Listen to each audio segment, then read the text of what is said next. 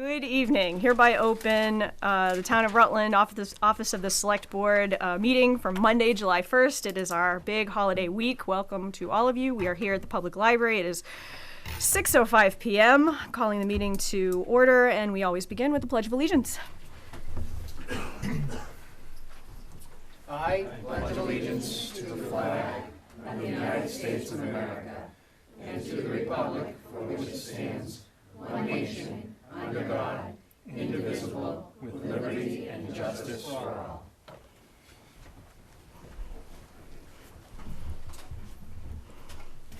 All right, we're going to get through just a couple of quick things. Could I get a motion to sign Treasury Warrant 27 and number 1 for FY20 and payroll?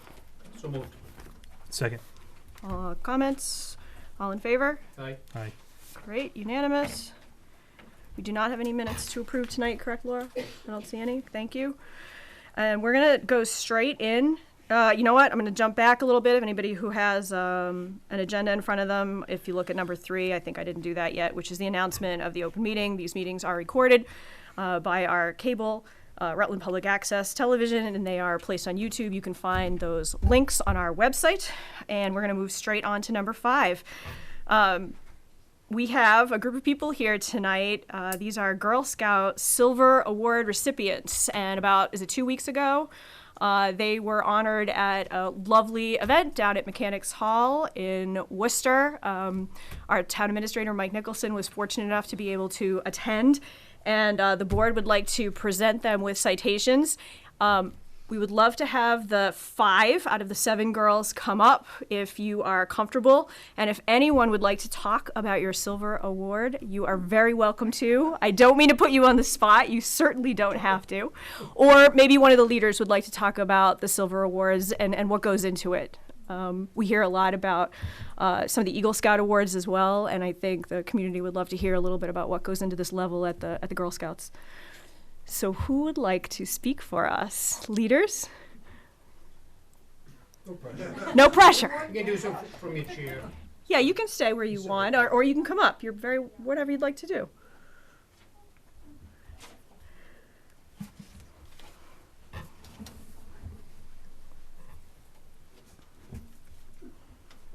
So the Silver Award is an award that can only be earned at the cadet level, which is the middle school ages, 6th, 7th, and 8th grade. In order for the girls to earn their silver, they first have to meet prerequisites. They have a choice of either completing their bronze award at a younger level, as well as doing a cadet journey. Or if they did not get to do their bronze award for whatever reason, if they joined later in Scouts or just whatever reason didn't do it, they, as a cadet, can do 2 journeys prior to working on the Silver Award. And then as far as the Silver Award, it's a pretty big project. It's supposed to be done fairly independently, as in just small groups of no more than 4 girls per project. And the girls who do it have to spend a minimum of 50 hours on their project. Most of the girls do more than 50 hours.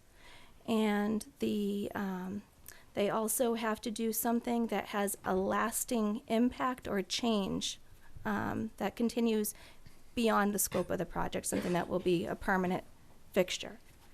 And I'm hoping some of the girls could explain what their projects were all about. Yeah, I'd like to hear about it. Julie? So we sort of know a little bit already about one of the projects. I'm really hoping one of you will talk about it because it was really cool, but I don't remember all the details because your project was about feeding the birds was it a state park nearby in a neighboring community, ducks? And you had some challenges with it. So I think we would love to hear about it. And you two can come up together because I think, was this a dual project? Or you can absolutely stay where you are if that makes you more comfortable and talk about it right from there because luckily there's a microphone over your head. Just, yeah. I will get the details wrong if I try to share it, so I don't want to get some of the things wrong. Stage fright. I don't blame you. Feel free. I mean, Lori also lived through it, so I think apart from helping the Take a shot. Alright, so what their project was at Cogswell Park, which is a park in Fitchburg, Massachusetts. The girls had heard that the water there had become polluted due to all the people feeding ducks bread. And also ducks were becoming sick because bread is really bad for them. And they are both nature lovers and wanted to do something about that. So they raised the money to put in feeders at Cogswell Park. They actually purchased 3 feeders. We did have some issue with vandalism and had one of the feeders ripped out and all the money stolen. And people were donating that money, is that correct, to sort of supplement? Is that how that works? Is the feeder where it's something where you donate the money and then take out feed, or you give the money to get the feed out? Well, it's a coin operated. Coin op. So, Okay. Yeah, so the whole idea of it was that's how it was supposed to be self-sustaining, is you put the money in, and then they take that money to go buy more feed. We're still working with the park right now. As a matter of fact, tomorrow I'm going to go drop off lumber. The DPW is going to put in. We have 2 feeders that are kind of in the back, not out at the moment because they're afraid of more theft. But because they're getting such high usage, they're going to try putting a second one out. Okay. They also did an education piece. They went into numerous kindergarten and preschool classrooms and taught about how bad it is to feed the bread to ducks. Girls, did you do any sort of white sheet, like a PDF or a poster or something like that to help educate the kids? They did? We would love to be able to put that up on the town website. We certainly have plenty of water sources here in town, open ponds, and it's a great educational piece for us too. Here in Rutland, we would love to also have add a that to you. website, so maybe you could put the link to We would happily put the website. Send us anything you've got. Yeah. All right, so that's one of the projects for the 7 girls. And I need the other girls to speak up because I wasn't part of the other ones. Okay. So I can speak up for the other 2 projects. Okay. Great. One group of the girls, they really wanted to start working with and getting to know senior citizens in the community. So we worked closely with the Council on Aging, and we scheduled different events. So we got together and we make, Christmas cards during the holidays. If they had any kind of gatherings or dinners, we would make centerpieces for them. We actually hosted a tea party where we baked and we sat and they got to know everybody and had conversation. And I would say the biggest thing at the end was we had an intergenerational harvest dinner where the girls actually prepared food and served the senior citizens and sat with them, and we're actually going to be doing that same dinner again this August. So it was a pretty rewarding project. They had fun. I would say that they developed a lot of independence skills and communication skills and got a little bit more comfortable. In the beginning, they really kind of were hesitant and speaking up, but by the end, it went really well. The other team of girls that I had in my troop really focused their work around a community garden up at the community center. And they actually tried to start a gardening club with senior citizens as well. The vegetables that they grew up there, we use them in the harvest dinner. And so again, similar projects, but we try to keep them separate, and they each pick their own part of the project to complete. So, but they did wonderful. They did great. And they replaced the bin to make it sustainable. So, yeah, there was a compost bin up there that they took down. We're still kind of looking at hopefully getting a rain barrel put up there. So a whole bunch of different stuff. That sounds fantastic. Okay, so that makes up for the 7 girls, the 3 cooperative projects. Is that correct? Is there anything that we could do from the town's perspective in terms of those other 2 projects? I mean, there are easy things that we can do to help advertise for the feeders. Yeah. What else could we do? Well, I think as we get closer to maybe the intergenerational dinner, just kind of talk it up. We would have loved a much bigger turnout. So as that comes closer, we haven't picked the date yet, but we're looking at, I think, the third week in August, having that dinner. All right. So I can keep you posted and let you know, and we can flash it out there to anybody who wants to attend. We thank you all. These all sound amazing. Just wonderful, community supportive projects, and we're so glad to have you here, and congratulations. So we're going to have the 5 of you who are here out of the 7 come up. We'd like to award you citations. You can come up together. You can stand over here. We'd like to award these citations for receiving the Girl Scout Silver Award in 2019 to Julianne Becker, to Emily Benoit, to Leah Bunton, to Sarah Mata, to Charlotte Putney, Right in the front there, ladies. Good job. and our 2 absent tonight Girl Scouts who hopefully can come to a future meeting are Shannon McMahon and Paige Ducasse. Congratulations.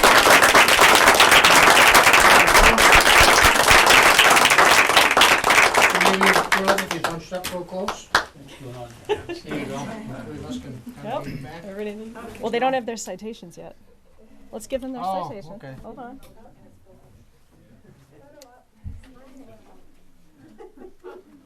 Julie, congratulations.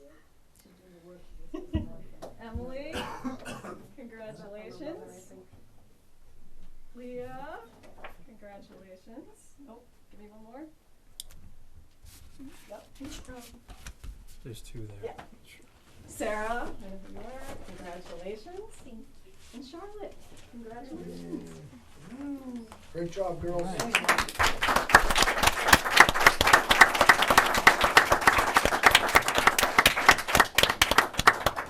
Thank you all so much again Thanks for for coming in. ladies. Good Any job. time at all you would like to come back and talk about your projects, we are very happy to have you.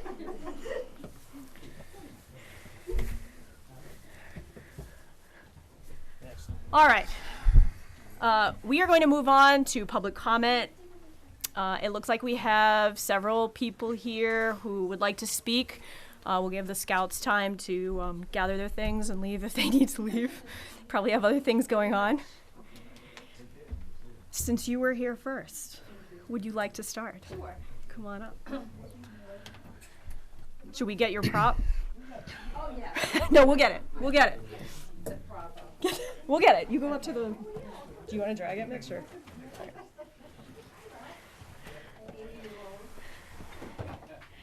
Thank you. Name and address, please. Yeah, I'm Kathy Highland, and it's 16 Kyle Hunter Circle in Rutland. And 2 weeks ago, I was here because I had picked up all these nips and bottles, and this container was picked up in one afternoon on Interville Road. And my concern is not only the drinking and driving, but also the trash that's left. And also there was another container the same size that was taken to the recycling, but it was the same size, and it was picked up over a period of a few days, but it was from the driveway by the Rutland Marketplace to Miles Road, so it's a very short period of time. And so we not only have a drinking and driving issue, there's a lot of trash on the highway. So I would like it addressed, and however it can be done. I know in Holden, and I believe they were able to not have it so that the liquor stores cannot sell nips anymore, and however they went about it. But I know other towns and cities are trying to do it as well. So, Kathy, I apologize. I wasn't here when you came in last time, and I think there was some discussion about having you officially on the agenda to have the board talk about this and what the process would be moving forward.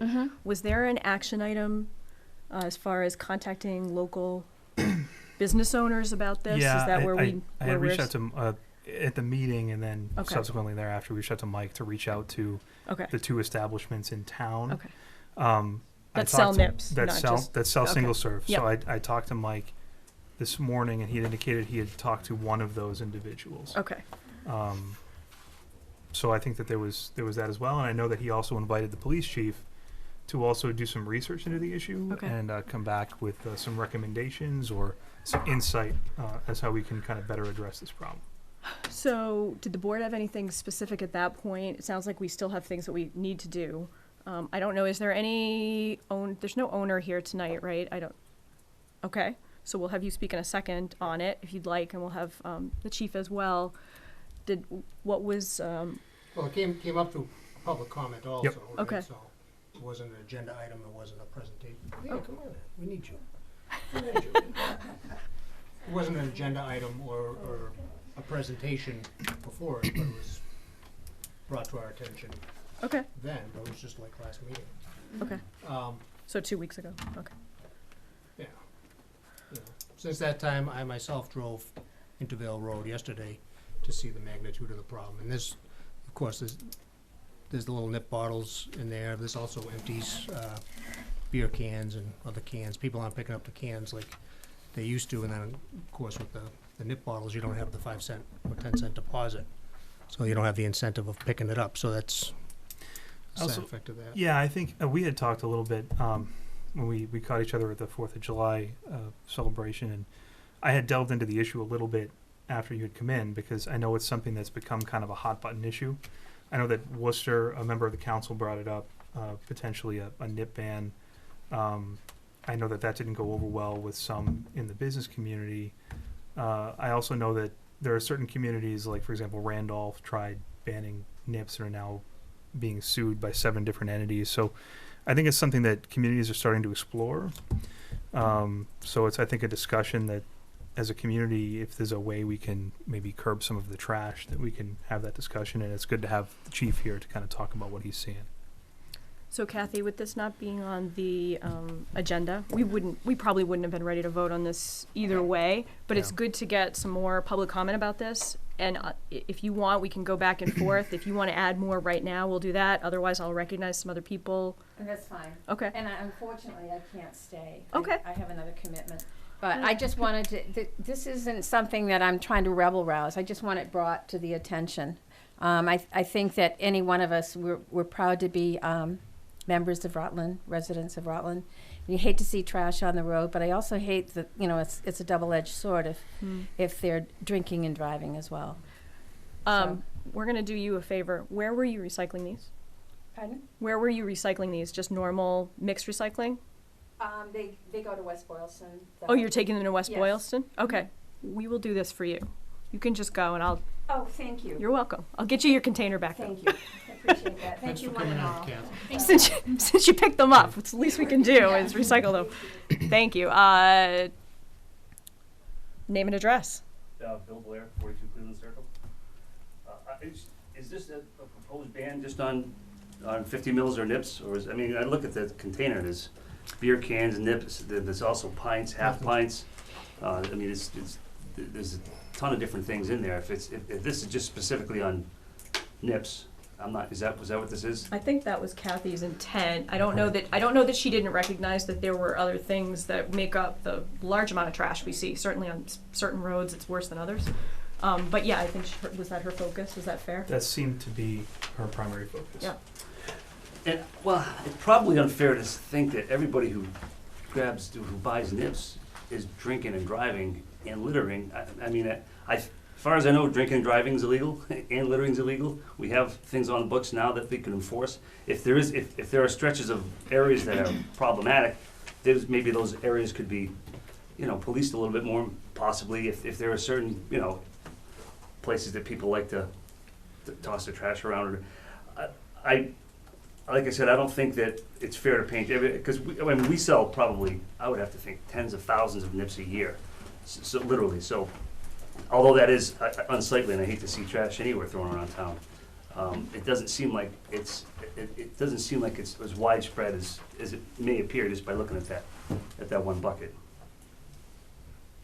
And just to be clear, you obviously you introduce yourself, but you also have some ownership in one of the stores that sell nips. Yep. And I think we still need to reach out to Mr. Foucher Yeah. on the corner of Pleasantdale to find out, if he has the same experience that you do relative to sales and things like that. In North Rutland, don't they sell them too? North Rutland variety? I don't know. Do they? I don't know. No, that's what I we don't asked about believe last that time. they do. I stopped in there for coffee once in a while. I haven't noticed it. But I think they only have you beer know and what? wine. Yeah, I think they only have beer and wine. Do you know, Laura? Can't remember. Yeah, I know. We're into the licensing already, halfway through. I think they only have beer and wine. I know too that, you know, Hubbardston has a couple of establishments that sell them right across the Rutland border. So, you know, it could also be an issue of, I'm not sure what we're looking at, but I mean, there are various establishments surrounding us that also sell them. I'm not sure how much addressing it in the 2 facilities we have here would even necessarily curb the issue. That's, like I said, I drove Intervale yesterday just for that reason, to try to assess it, and, you know, I saw more empty beer cans there. Yeah. We're Yeah. not looking to ban alcohol. For me, it's one of the roads I notice at most is the road that connects 122A and 122 that goes to the state park. And I'm not saying either NIPS alone. There certainly there's there a are lot of some, trash. just a lot of trash. Chief, comment? No, I recognize littering is an issue. It's not just SNPs, it's like you said, everything. Roads of concern, you pointed them out already, Intervale, Fisherman's, they cut through roads. Yep. I don't know what it is about those roads, but those 2 roads have always been trashed. From an enforcement standpoint, we got over 100 miles of roadway, 2 guys on patrol. Nobody's throwing a beer can out of the car when there's a police car behind them. So, I mean, it's not something we can proactively enforce. You know, it's just a fluke if it happens in front of us. So, you know, it is on my radar, post July 4th events. We're gonna look into some options, do some research and see if there's any other way we can address this. I wonder if there's any grants available for camera technology for things similar to your radar trailer that you would have. Yeah, that could be. Something like that. If we could even get our hands on, I mean, that's probably more useful in a, like Emerald Road, we have a dumping problem down Yeah. the dirt part of Emerald Road. Yep. If we can get some trail cams in there, that would be helpful. But that's really not gonna be helpful with, just passing traffic. Yeah. I know that Worcester, through their Keep Worcester Clean initiative, did some work around the dumping issue and having cameras put up and getting folks catching them dumping and then fining them. I'm not sure if that's something we could take a look at or if that's something you've already, you know, I know that you're probably already aware of that, but Yeah. if that's something we think is viable. Well, that's what we kind of talked about last time, but it Yeah. seemed to be in the same areas. It seemed to be at the beginning of Intervale where somebody's, you know, they're just turning off a 68 and tossing it out there after. Yeah. I thought they were getting at the North Rutland Variety, maybe. I don't know. No, I don't know. But anyway, I'm happy to have the discussion. I mean, I know we've had feedback a lot also that the stretch of Pumagusset from the marketplace down to Miles is often, there's a lot of nips often on that stretch also, and the marketplace doesn't sell nips, I don't think. So, Right. So And it's not we've that. like 100% beefed up visibility in that area because of the Little League field and yeah. Right. the 30-mile-per-hour zone and the crosswalk. So Yeah. the visibility of the police has been increased dramatically there, Mhm. and there's still a giant box of nips. I'm not sure how it's looking as far as the nips go on that stretch currently. I know kind of over the winter it had been Yeah. a concern, but So one of the things that maybe the town hasn't really jumped on in the past is Earth Day cleanup. A lot of the communities have that now, and it's usually, it's usually coordinated initially by volunteers, but it doesn't have to be. It's something that the town could do a framework and ask for volunteers to do. And I wonder if there's something proactive where if there's not a lot of trash already on the ground or people see, cleanup and it's going on and it's active, that they'd be less likely to throw trash. But, to your point, or to several people's point, we have a lot of trash and it's all different. I'm not sure legislating just the nips, then what do you do about the Dunkin' Donuts cups and the single-serve plastic bags and the And you cigarette? don't blame them. Can't the keep blaming the cigarette- product. Well, the cigarette butt. So I'm not sure. Right. Yeah. McDonald's Blame the trash behavior. that gets tossed Yeah. up into the Yeah. Yeah. Yes. Through the chair, is there a limit on how many nips one person can buy? I haven't the slightest idea. That's a funny question. I don't think so. There's no limit. No. There is a limit on hot alcohol, but it would be a massive, you would have to fill up like a box truck full of nips to reach that limit. Yeah, and I Once think you the hit a certain limit would quantity. be pretty high because I was standing in front of somebody that was throwing a adult themed piñata party, and they filled them with about 75 of those things. So I would assume that 75, if that's not the limit, I don't know what it is, but Yeah. I think it goes by total quantity. You have to have a license to transport if you go over a certain quantity. So Yeah. if you were delivering it or moving it between locations, but yeah, you'd have to have thousands of nips, I would think, to hit that number. We certainly don't ever have anyone purchasing them in that quantity. But even if you did, and to Kathy's point about drinking and driving, we don't necessarily know if the people throwing them out the window are the drivers. that's also true. Which is not to say they aren't sometimes, but that also might be the beer cans and the single-serve wine bottles, and oh my gosh, what do they have now? The things that look like freeze pops, and I don't, a lot of options out there, so, yeah, so I guess, not on the agenda, this was just public comment again. Does the board want to pursue this as a board action in an official capacity, or are we looking more towards a more comprehensive trash pickup? I think we focus on the trash component of it. To be honest, if you look at some of the other communities that are facing legal challenges, and I just don't, if you view this as different transactions, so you have the place selling the commodity, the nips, or the single serve alcohol, you have the person consuming it and the person throwing it out the window. Well, consuming that and driving is illegal, throwing it out the window is illegal, purchasing it is not. So it seems like regulating the business end of it is just, you're punishing the one legal transaction in that series of transactions. Yeah. Good point. Yeah, you could always look at some outreach, maybe some signs. Hey, guys, be responsible with your 40 ounces and stuff like that. I think the one thing Signs. the board could take action on, maybe in the future, would be to advocate at the state level for an expansion to the bottle bill. It Yeah. might make Yeah, people communities less. doing that. That was Yeah, 5 to- cents each right now. Yeah. Well, We have the problem gone. right? Yeah, to make people less likely to throw some of this stuff away, and it wouldn't solve the problem 100% ever, because we obviously all see 5-cent, 10-cent cans and bottles out now, but it might help. Bottle bill might be tough because it would have to be statewide, I think. Right. You No, know what it's I mean? Absolutely. advocating on the state level. Oh, That's all we okay. could do. Yeah, we couldn't do it here. But some communities I thought had tried to push through on their own a 5-cent tax on basically expanding the bottle bill, Yeah. but that probably hasn't held up legally, The maybe, problem or that you would run into is that people that are buying them from out of town would come to town to to return, return them, and it's not fair And it's to kinda like- businesses, yeah. Yeah, Wipe you out. exactly. Mm-hmm. Yeah.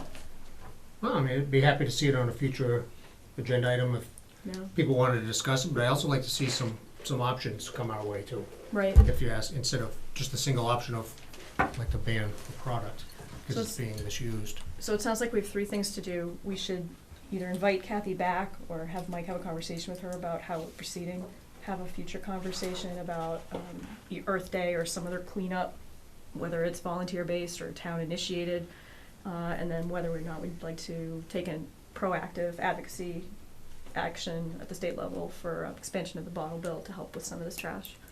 I think we can also look at, I know Worcester is planning on, at least in the newspaper and in the conversations the council has had, in somehow addressing the trash issue related to the smaller alcohol containers. And maybe it's something Mm. we can reach out to those folks about to see if there could be Yeah. a region-wide effort Yeah. in that as well. Great.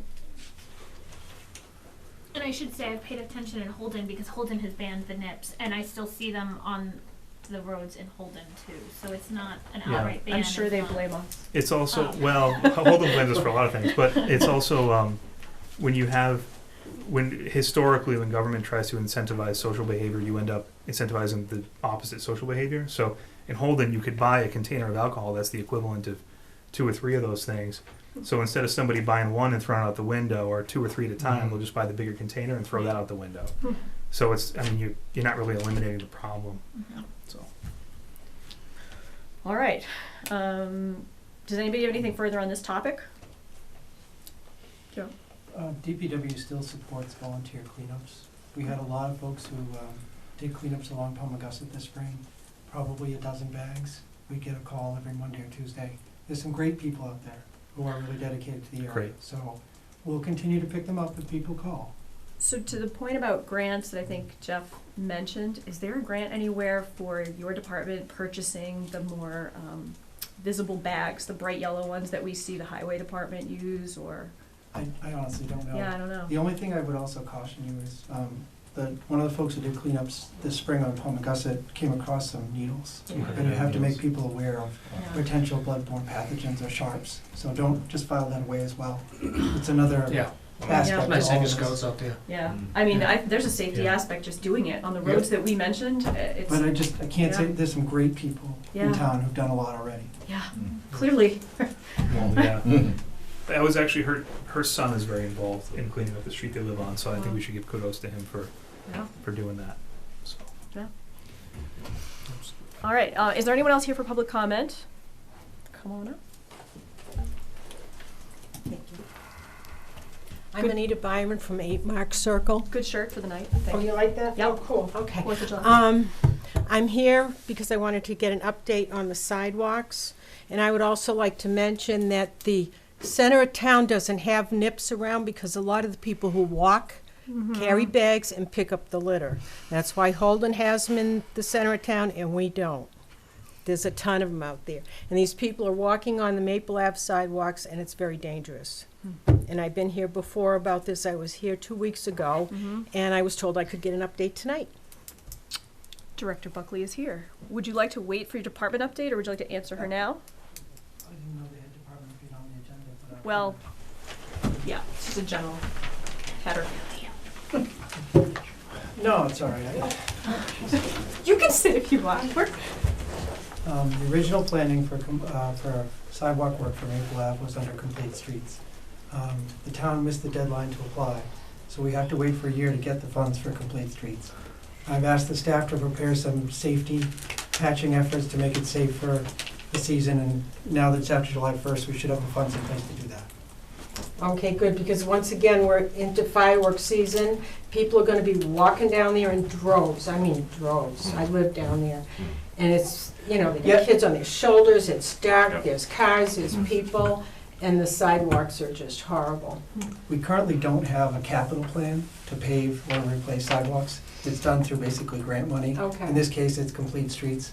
And the Okay. state's pretty strict about the application procedure, so we should have the funding hopefully in place next season. Okay, I will check back.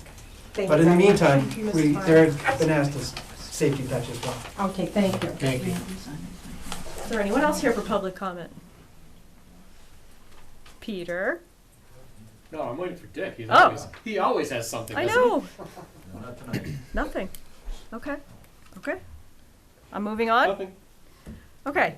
We do have department updates as part of the agenda. If either of the department heads who are here have any comments to make, you are absolutely welcome to. We don't require you to make one. Do you want to rock, paper, scissors for it, or no? Okay.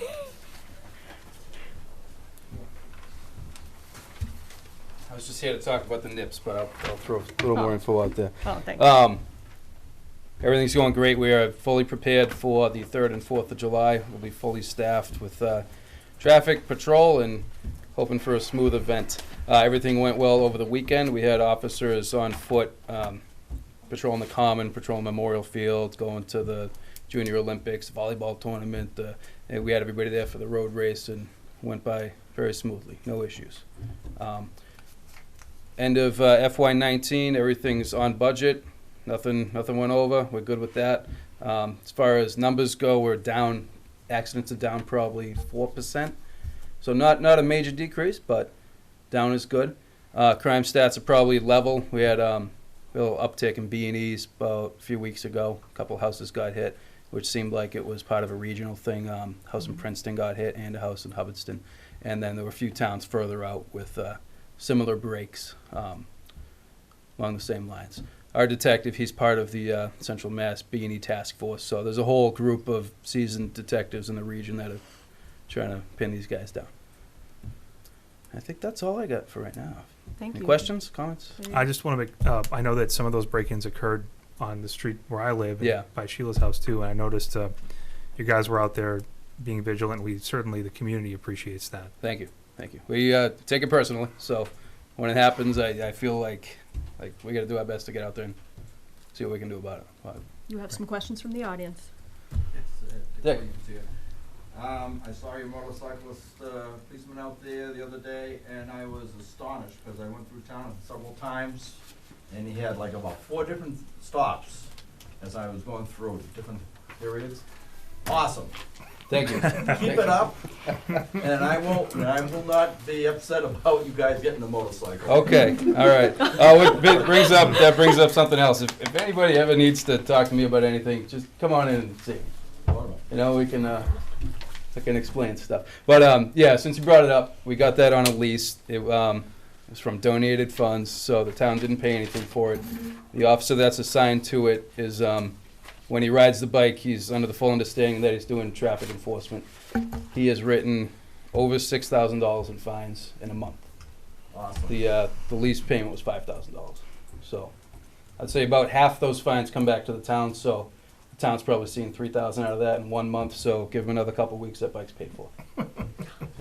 I know there's been a lot of talk about that motorcycle, and I'm sure people will continue to talk about it. It was nice to see it be able to get to places even during the a little bit smaller events, Right. the beginning of 4th of July, that a cruiser couldn't get into. Mm-hmm.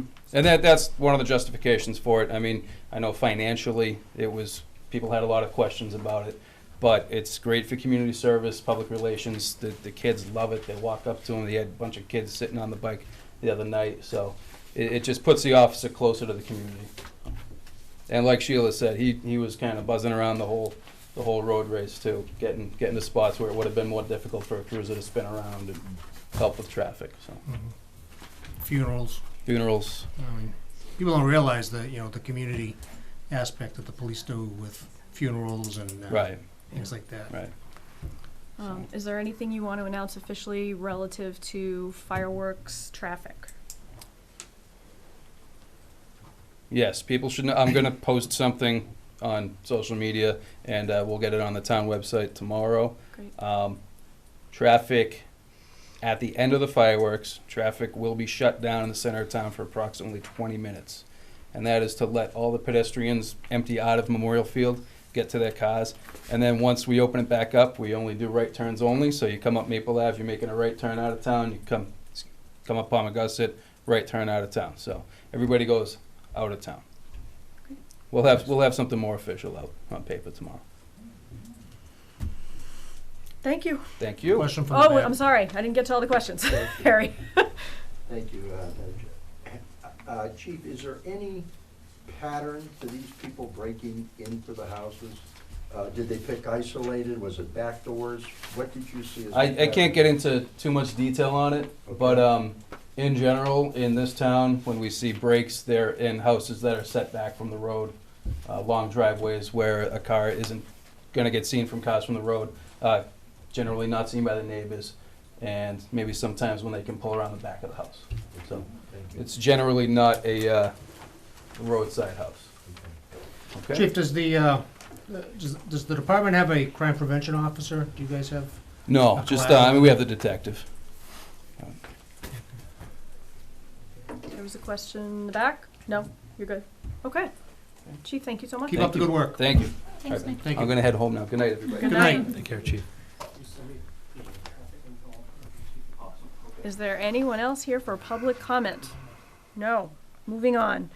The town administrator should be here soon. He, I believe, was at his final class for the summer. That's lovely. Should be here any second. So I probably will move around things depending on what we need his input on.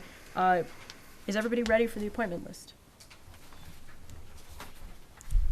Sure, Yes. I guess. Okay, so we have some options.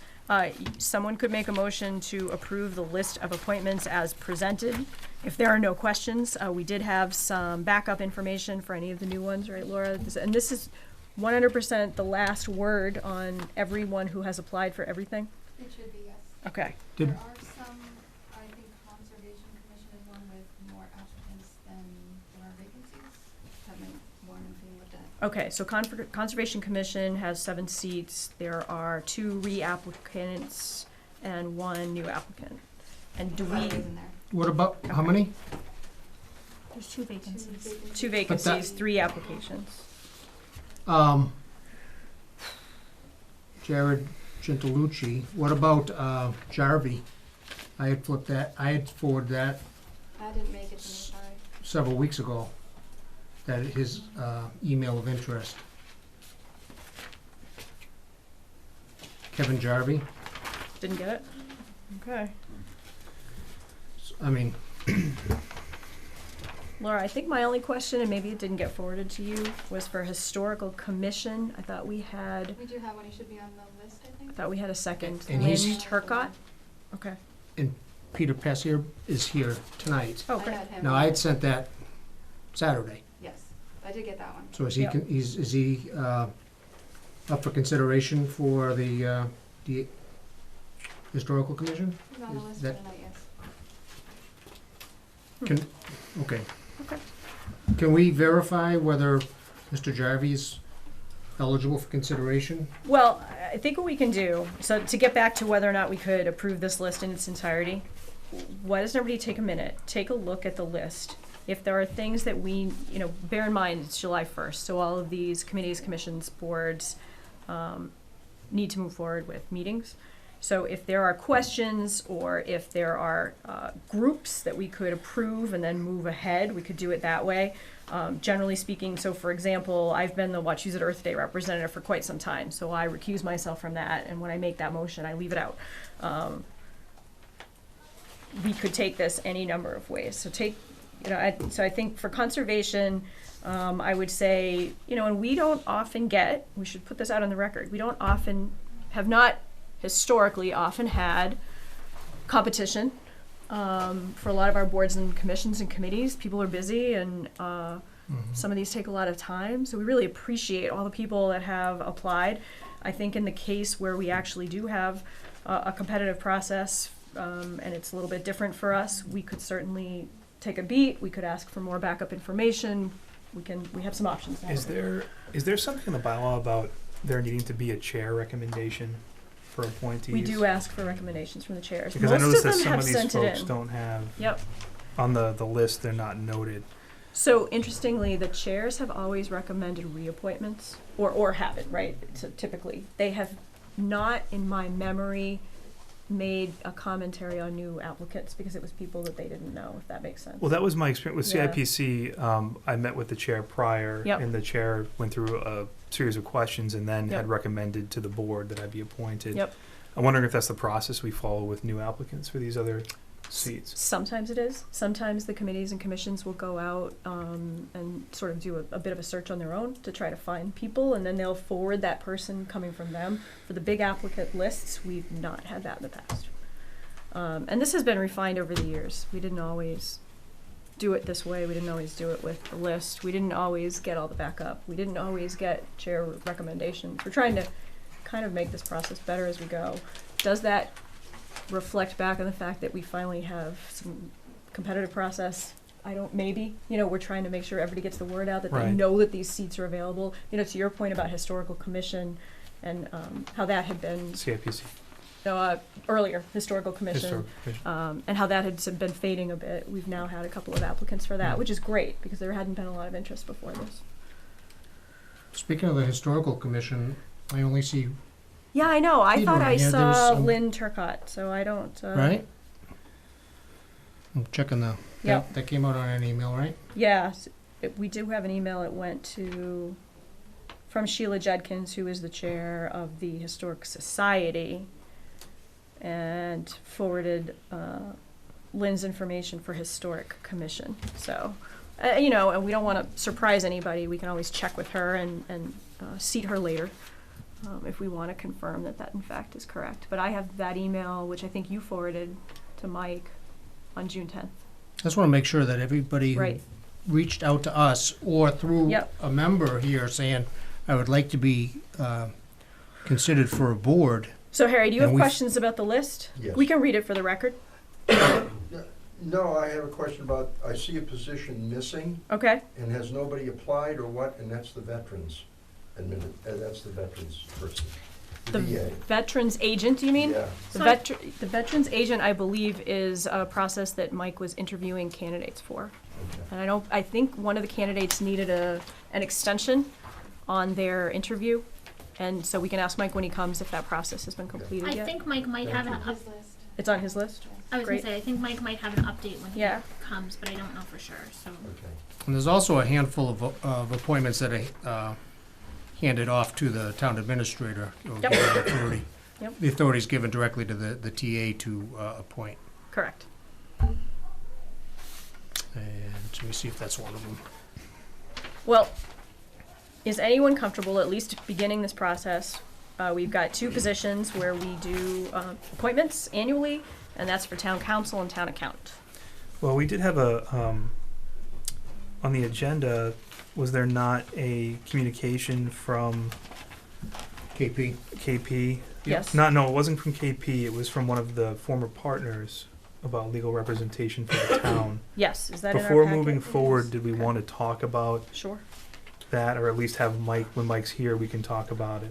Yeah, Okay. I'd like to see this pushed back because there's a letter of opinion from Mike Okay. on there. Maybe push it. to All right, this so year. keep moving. So town council and accountant, we're gonna pass for the moment. The next one down, we have AgCom, zoning board of appeals, associate board of appeals, as the ones that have not had any questions come up yet.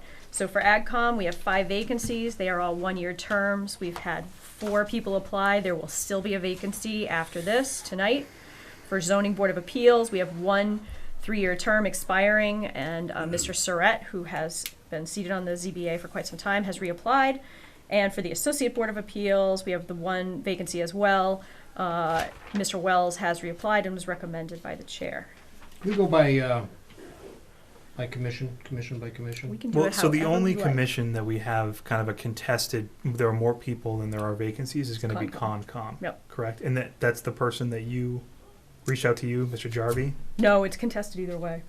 No, yeah, he sent But an was that for email. and- Concom, or was that for? It was for Concom and it was on June 6th, Okay. and I flipped it. Should we, for that commission then, should we have the individuals meet with the chair and the chair make recommendations to the board, so the board's making a more informed decision?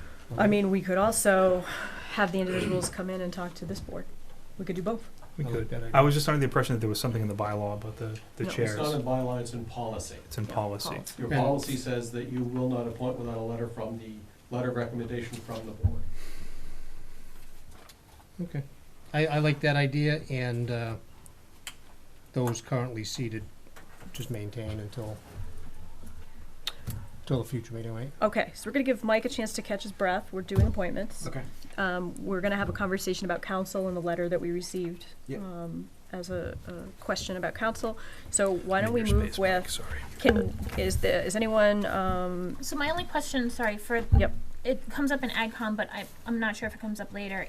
And I had asked this previously when is there any policy in town as far as having family members serve on the same board or commission? No. So I was like, I think the answer was a definite no. on Resounding that. no. Okay. Yep. That was my only question. And I thought we had addressed it, but I just wanted to make sure. Mhm. I think the only other thing we had addressed recently, but maybe before you, was we have a policy in place whereby people cannot pull permits if they have outstanding fees, fines, taxes. We have not extended that to boards, committees, commissions, and it was a brief conversation, and that was pretty much the end of it, I think. Yeah, what was the recap on that one? That was that if you owed back taxes and things like that. I think I vaguely remember Becky saying as long as you were You know, on some type of payment plan. She felt like Right. you were up to date, or if Right. not up to date, she had a term for it. right. Yeah. Right. Yeah. Income. Yeah. Conversation really didn't go further. No. Okay. So. But again, this is something we've been refining, and we can keep doing it. So yeah. All right. So I'm back. So we've got AgCom, ZBA, and Associate Board of Appeals. If no one has any questions or comments, I would entertain a motion for those as a slate. Make a motion, we approve all applicants on the AgCom, zoning board, and zoning board of appeals, associate board of appeals as a slate. Is there any second? I'll second. Okay. For discussion, do you have any questions? Concerns? No, my only my only concern is maybe moving forward with the chair recommendation. I mean, we have it as a policy. Mm-hmm. If it's a policy, it should be something we're following. The chair from the individual boards, you mean? You're Yeah. talking about? So on these 3 that we're doing, We have. And they've already served. I mean, these folks They have already have, been yep. serving. I actually thought Mr. Coppola had given a letter of recommendation. He's a brand new chair for AgCom. Is that fair? I had Yeah. confirmation from Debbie, the secretary. Okay. Basically, but not the recommendation. But not the recommendation from the chair, but he's just recently, In the chair right here? yeah. Okay. Okay. And I think for situation, I mean, we commend individuals that want to serve, and for this situation where we have vacancies and we don't have enough people, Yeah. we don't run into this situation. But when you have a situation like Concom, I Right. think Right. you know that might be Ask the something. chair we for, wanna- So yeah. do we want to act on the ones absent If the tonight, or board- you want to looking to push them all back until we get? I mean, I prefer not to push them. We've pushed Okay. them a couple times and they need to start meeting. Yep. Their terms have all expired as of yesterday. I thought we had communication from Mike saying that if they weren't in place by July 1st, that they would continue as they That's true. are. They So- continue They to still have replace authority. That's true. So I Authority- don't wanna The authority continues. force, I mean, I don't want to feel like we have to force it because it's July 1st, but on the flip side, if we're ready to make the appointments, I Mhm. think that we can make the appointments. But I see what you're saying, Mitch, is if it's a policy, should we try to have that policy going across the board? So if you look at Yeah. the list, as a matter of fact, we are missing AgCom, but the ZBA, Mr. Surratt, is the chair. Or He is was. the chair, and I'm the liaison to the ZBA, Yeah. so, his letter of interest came through me, and then I forwarded it. Yeah. And just, Okay. for the record, whenever I forward something to, the town administrator, I also copy the chair Yep. in there. So I guess to Mitch's point, we have more than we don't. And, A lot more. Okay. Yeah. and for his, for Mr. Wells, he also was recommended by the chair, Mr. Surratt. Okay. And that was also forwarded to both of you. Okay. So we do have the blessing Oh, I see that in the spreadsheet. to go Yeah. forward on the ZBA, Yep. the associate. And then as far as the agricultural commission, A Randy, lot of them you're are here, so. You're still the chair of that, right? No. No? Glenn is. Oh, Okay. okay. Hi, to speak, Debbie Carlson, secretary. I had sent Laura the email. What we do when we make individual recommendations as people apply to us or as people express interest. So all these people have been recommended by us in the past. They are all seeking reappointment. We discussed this as a group at one of our meetings. So yes, the chair was on board. As secretary, I just forward what we've already had a general consensus on. Yep. So no Okay. issues, and you're an officer position, being secretary of the AgCom, right? Okay. Can we accept that? Yeah. Okay. Look, I'm No, fine with. they're fair questions. Nope, And- yep. Just as a clarification too, I don't know if this was already said before I got here, that vacancy came because Angela filled the permanent seat. So was her seat on the alternates. So that's why there's an open spot there. I thought did we appoint Angela? Yeah, we appointed her from an alternate position to the permanent position, Mhm. which freed up another alternate. Contingent. Oh, so this vacancy is the alternate position. Yes. These are actually all alternates, correct? Yes. Agricultural Commission alternates, 5 seats. And there is no one on AgCom that required reappointment. Correct. Correct, okay. So, we have a vacancy as an alternate on AgCom, if anybody is interested. So you have a motion and a second. I have a motion and a second on the table. Is there any further discussion? That was just for the 3. For those Yes. three, First Ag, three. ZBA, and Associate Board of Appeals. Yep. Okay. As presented, Yep. as a slate. Any further discussion? No? All in favor? Aye. Unanimous. All right, and we're gonna move on. So Concom, we've had some discussion, Mike, about reaching out to the chair. This is our only competitive committee this year, so we'll do a little bit more research on that. Okay. We're gonna move on. So we have Cable Advisory Committee, 5 seats. There will also be a vacancy on this committee. We have recommendations by the chair, as noted in the spreadsheet. Next, Council on Aging, 4 vacancies for 3-year terms. Even after the appointments tonight, we will remain with 2 vacancies on the Council on Aging. Council on Aging Committee alternates, there are 2 vacancies still. Memorial Day Committee, we have 5 vacancies, 1-year terms, all people who have reapplied and recommended by the chair. And RDIC at the end of the page. Oh, is that right? Yep. Yep, RDIC at the end of the page, 1 vacancy, a 5-year term. Mr. Sullivan who has reapplied, and he is the acting chair, I believe, still. Yes. Would anyone like to make a motion? Not on all of them, but, Council on Aging, Mm-hmm. Council on Aging alternate, well, there's nobody there. Memorial Day Committee and the RDIC, those 1, 2, 3, last 4 Okay. slates. Why not cable? Um, We have more applicants than positions to be a vacancy. And we have everyone's being recommended by the chair.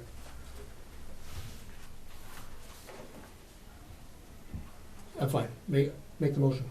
Motion to approve applicants for Cable Advisory, Council on Aging Committee, Council on Aging Committee Alternate, Memorial Day Committee, and the RDIC. As presented. Do I have a second? Okay, I have no second, so that motion fails. Could I have a new motion? I'll go back on Council on Aging. I just want to do the easier ones real quick. No, I'm gonna second this motion. I'll second your motion. Can you remake your motion? That's fine. Motion to approve the applicants for Cable Advisory Committee, Council on Aging Committee, Council on Aging Committee Alternate, Memorial Day Committee, and the RDIC. Do I have a second? Yeah, I'm gonna second it. Great. That's fine. For discussion, and just for the record, for cable, we have Paul Mattson, James Kelly, Peter Crane, and Christian Santillo, is that correct? With 1 vacancy. Council on Aging, we have Roseanne Ferrandino and Patricia LaChance, 2 vacancies. COA alternates, 2 vacancies. Memorial Day Committee, John Byron, William Bailey, Phil Cannell, William Critchley, and David Yeager, all recommended by Chair, and RDIC, Mike Sullivan. Is there any further discussion? My only, and it's just a question, is for cable, I know when we had our round table, our goal setting, was we had talked about wanting to have a sit down with cable just to kind of, we needed, I think as a board, needed to hopefully somewhat cooperatively set a charge and everything with cable, and what the timing of that should look like.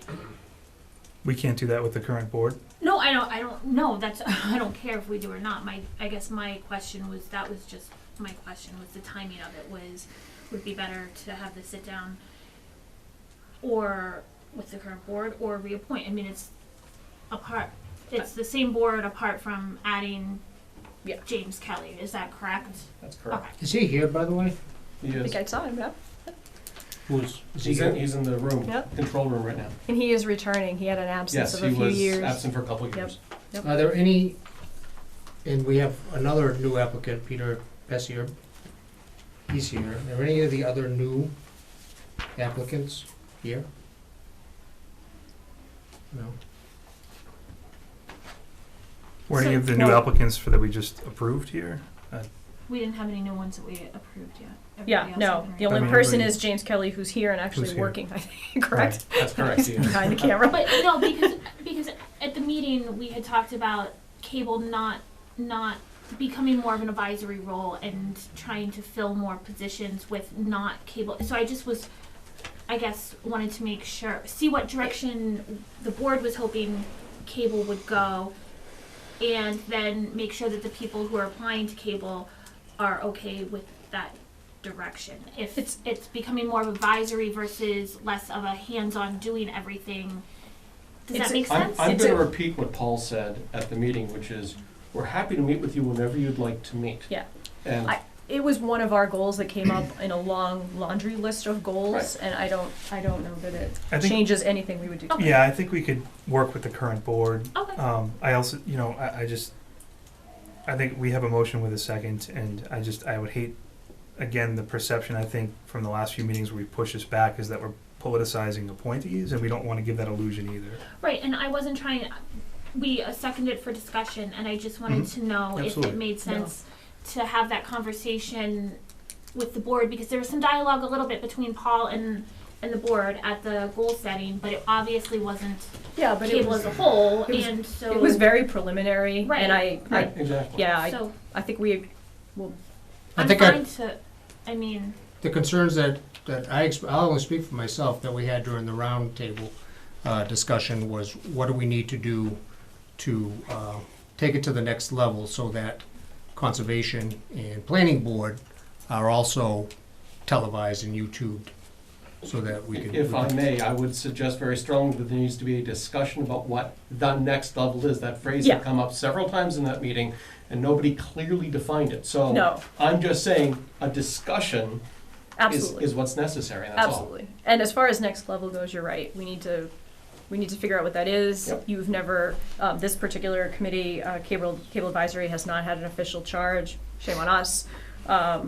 And yeah, we've all just got work to do. All right, and as a reminder, there is a vacancy for anyone who is interested in being on Cable Advisory Committee, even after this. So, we have a motion and a second. Is there any further discussion? Okay, all in favor? Aye. Unanimous? Excellent. All right, we've almost made it through the first page. I'm gonna keep going and we'll come back to the ones we have questions about. So page 2, we have the Solar Committee, 7 seats for 1-year terms. We will have 1 vacancy after this evening. We have 2 new applicants, both of which are our department heads. These were seats previously held by Gary Keller from DPW and Margaret Nardowitz for TA. As you can imagine, we're plugging in Joe Buckley and Mike Nicholson. Under Capital Improvement Planning Committee, 5 seats, 2 vacancies on that with 3-year terms. Mr. Seckman has reapplied, and I assume recommended yourself. Would you have a comment? Yes, I actually- did, but, well, Harry, before your I comment- am not that individual that's on the paper. My name is Harry, not Harold, just so you know. Thank you. I actually need to recuse myself from voting on that because I'm an You're on active it. member of that committee. Okay.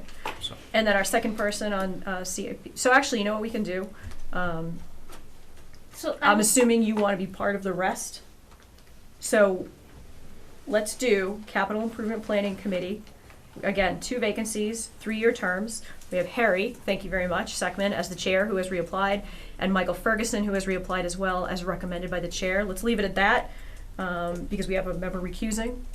Are there any questions, or could I have a motion? I just wanted to clarify that the Harold Seckman applying is reapplying, but not the chair. Both. He's the chair, Yeah. and they will reorganize however they see I'm the fit. chair, reapplying for appointment this year. It's just the wrong name that's on the. It's just. Oh, so the name is wrong. I thought we It's had. supposed to be Harry, not Harold on the sheet. Okay, Right. never mind. I was confused because I was going the That's opposite okay. direction. There was another person applying by the Named name of So this is- Harold. This is a very small town. If we had 2 Harry Seckmans, I think I would have That's been. why I was like, Yeah. my mind is going. Well, it could have been a to- junior Yeah. or a Could have been a senior, junior. or- Could I have a motion? Capital Improvement Planning Committee? So moved. Motion to reappoint Thank you. the slate of CIPC. Thank you. Second. Discussion? All in favor? Aye. Aye, 4, and 1 recusal. Yes. Thank you. All right, moving on. Solar Committee, 7 vacancies, 1-year term. We have 4 people who have reapplied. The 2 new applicants, we've gone through that. Cultural Council, which allows only 2 consecutive 3-year appointments. They have unlimited vacancies. They are always seeking new members. It is a wonderful council to be on if you ever wanted to get your feet wet in community municipal service. They basically just give out small amounts of money to worthy projects, cultural projects. Just as a side note for that one too, they reached out to me this morning to let me know that because they have unlimited number of vacancies, they've placed an ad in the Landmark to be put out next week looking for Fantastic. members. So if you see that, that's It why. really is a wonderful council to get started with. So we have 1 person who's reapplying. Her first term, she was appointed 7/12/16. That is Nancy Seckman. Is Nancy her real name? It is her. real name. Fantastic. There's not another person by the name of Nancy. We have the 4th of July committee, who I'm going to go out of order and just proactively say, as part of our new business, we want to thank our 4th of July committee, who's all in right now, halfway through their events and headed towards the big ones, and they had some weather challenges already that they've seen themselves through. So, unlimited vacancies on the 4th of July committee. These are 1-year terms. We have a long slate of people who have reapplied, and I would like to give them credit, and I'm reading the list. Barbara Campbell, John Fitzgerald, Cindy Purcell, Deb Frost, Zach Palmer, Carrie Moda, Tina Greenfield, Missy Pugliafico, Frank Jankora, Beth, is it Puiz? Puizy? Pooz. Oh my gosh. Beth, I apologize, and I'm going to find that out, how I say that. Tracy Sassville, and Jeremy Hayden. All have reapplied, all confirmed with chair. Historical, I'm going to stop there because then we had a question about historical commission. So I we're have going. to recuse myself from 4th of July. I have a family member that acts as a vendor for some of the activities. Nah, that's fine. I'd rather just recuse myself. Okay. Because So- I don't see that it's not going to be, the vote's See, not going if to make you a had difference. told us that, we would have done 2 together. Sorry. That's all right. Sorry. Do you want to recuse from all, or do you want us to separate them out again? You could just Can we do all? Just do them all. All right, yeah. so we're going with solar, capital improvement, nope, we're doing solar, cultural council, and 4th of July. Could I have a motion? I just say, I like how the slate of the 4th of July committee is presented in there for future times we do it. It's got the reapplied, the confirmation of the chair, right in the same Well, a lot of line. them are like that, yeah. Boom, well, anyways. I'll make a motion to appoint Solar Committee, Cultural Council, and 4th of July Committee as presented. I second. Discussion? All in favor? Aye. Aye. 3 and 1 recused. Yep. Excellent, thank you. Now, Historical Commission, we had a letter from Lynn Turcott, and it didn't get included, I have the email here. from June 10th. Oh, okay. Can I read the email and see if that suffices? There's a letter of intent? No, not everybody has seen it, although I don't know that it would, well, they would have had it in front of them for tonight. So what is the board's pleasure? Would you like to appoint the person that we do have, and we can return to Lynn at the next meeting? Or- I'd like to see the email and letter, and Okay. so I Well, think it's not directly from her, it's from Sheila Judkins, who's the president of So- Rutland Historical. So have we not heard from the applicant? Also, no, we have. The We have. applicant Okay, sent the a applicant. brief email, and the issue we will have with Historical Commission is there is no chair to recommend. We're essentially starting from scratch again. Yeah, there are no And- current members. Right, so Sheila Judkins was reaching out as a Historic Society president, not Historic Commission. Okay. Okay. Can I synopsize what was said? From Sheila, I mean, What, you want say, to, but I think it suffices as I mean, I just want to make sure Interest. that Lynn is actually. I mean, it sounds like Lynn went to Sheila and is interested, and we just haven't seen it. So Yeah. right. That's just my. So instead of putting Lynn on the spot, God forbid she changed her mind. Yeah, I don't you think, better- I don't think 2 weeks will. But I don't want to necessarily hold up Peter. We have to come back to Concom anyway. Yep, But that's why if I read this, maybe it might clarify on go ahead. whatever. So it's from Sheila Judkins, Historical Society, to me. Good morning, Jeff. Lynn Turcott came to the art exhibit on Saturday. She is interested in becoming a member of the Historical Commission. Here is her contact information.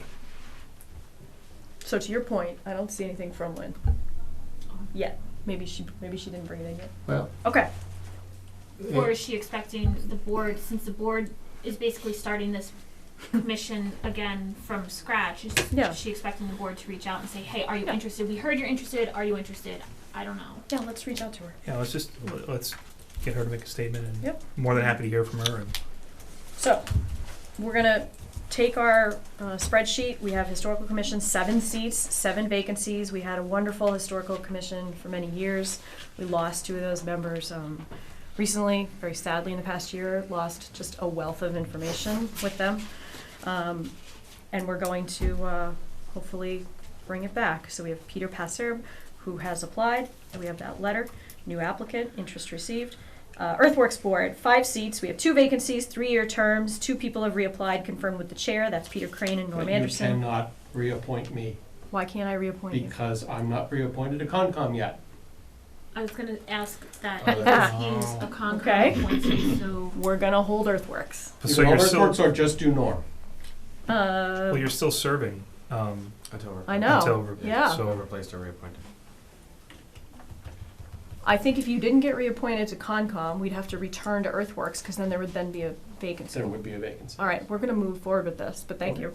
So Historical Commission, Earthworks Board, 2 vacancies, 3-year terms. Peter Crane from Concom, Norm Anderson from Planning Board, both have reapplied. Insurance Advisory Committee, 8 seats, department-specific, 1-year terms. We have Rebecca Tuttle, Don Hapikoski as the retiree, Becky is the chair, Mike Gleason for Fire EMT, Neil Viner, DPW, Kerry Remington as the at-large unrepresented, and Jason Citronell for patrolman. We have vacancies for dispatch and sergeants, really? Yeah, so these have to come from each of the unions Right. because it's, so we're Okay. looking for members from those 2 unions to still. Okay. All right, so let's try to work our way through those. So could I get a motion for historic, earthworks, and insurance advisory? Make that, good, sir. I'll make a motion to approve historic, earthworks board, and insurance advisory as presented. Do I have a second? Second, Any discussion?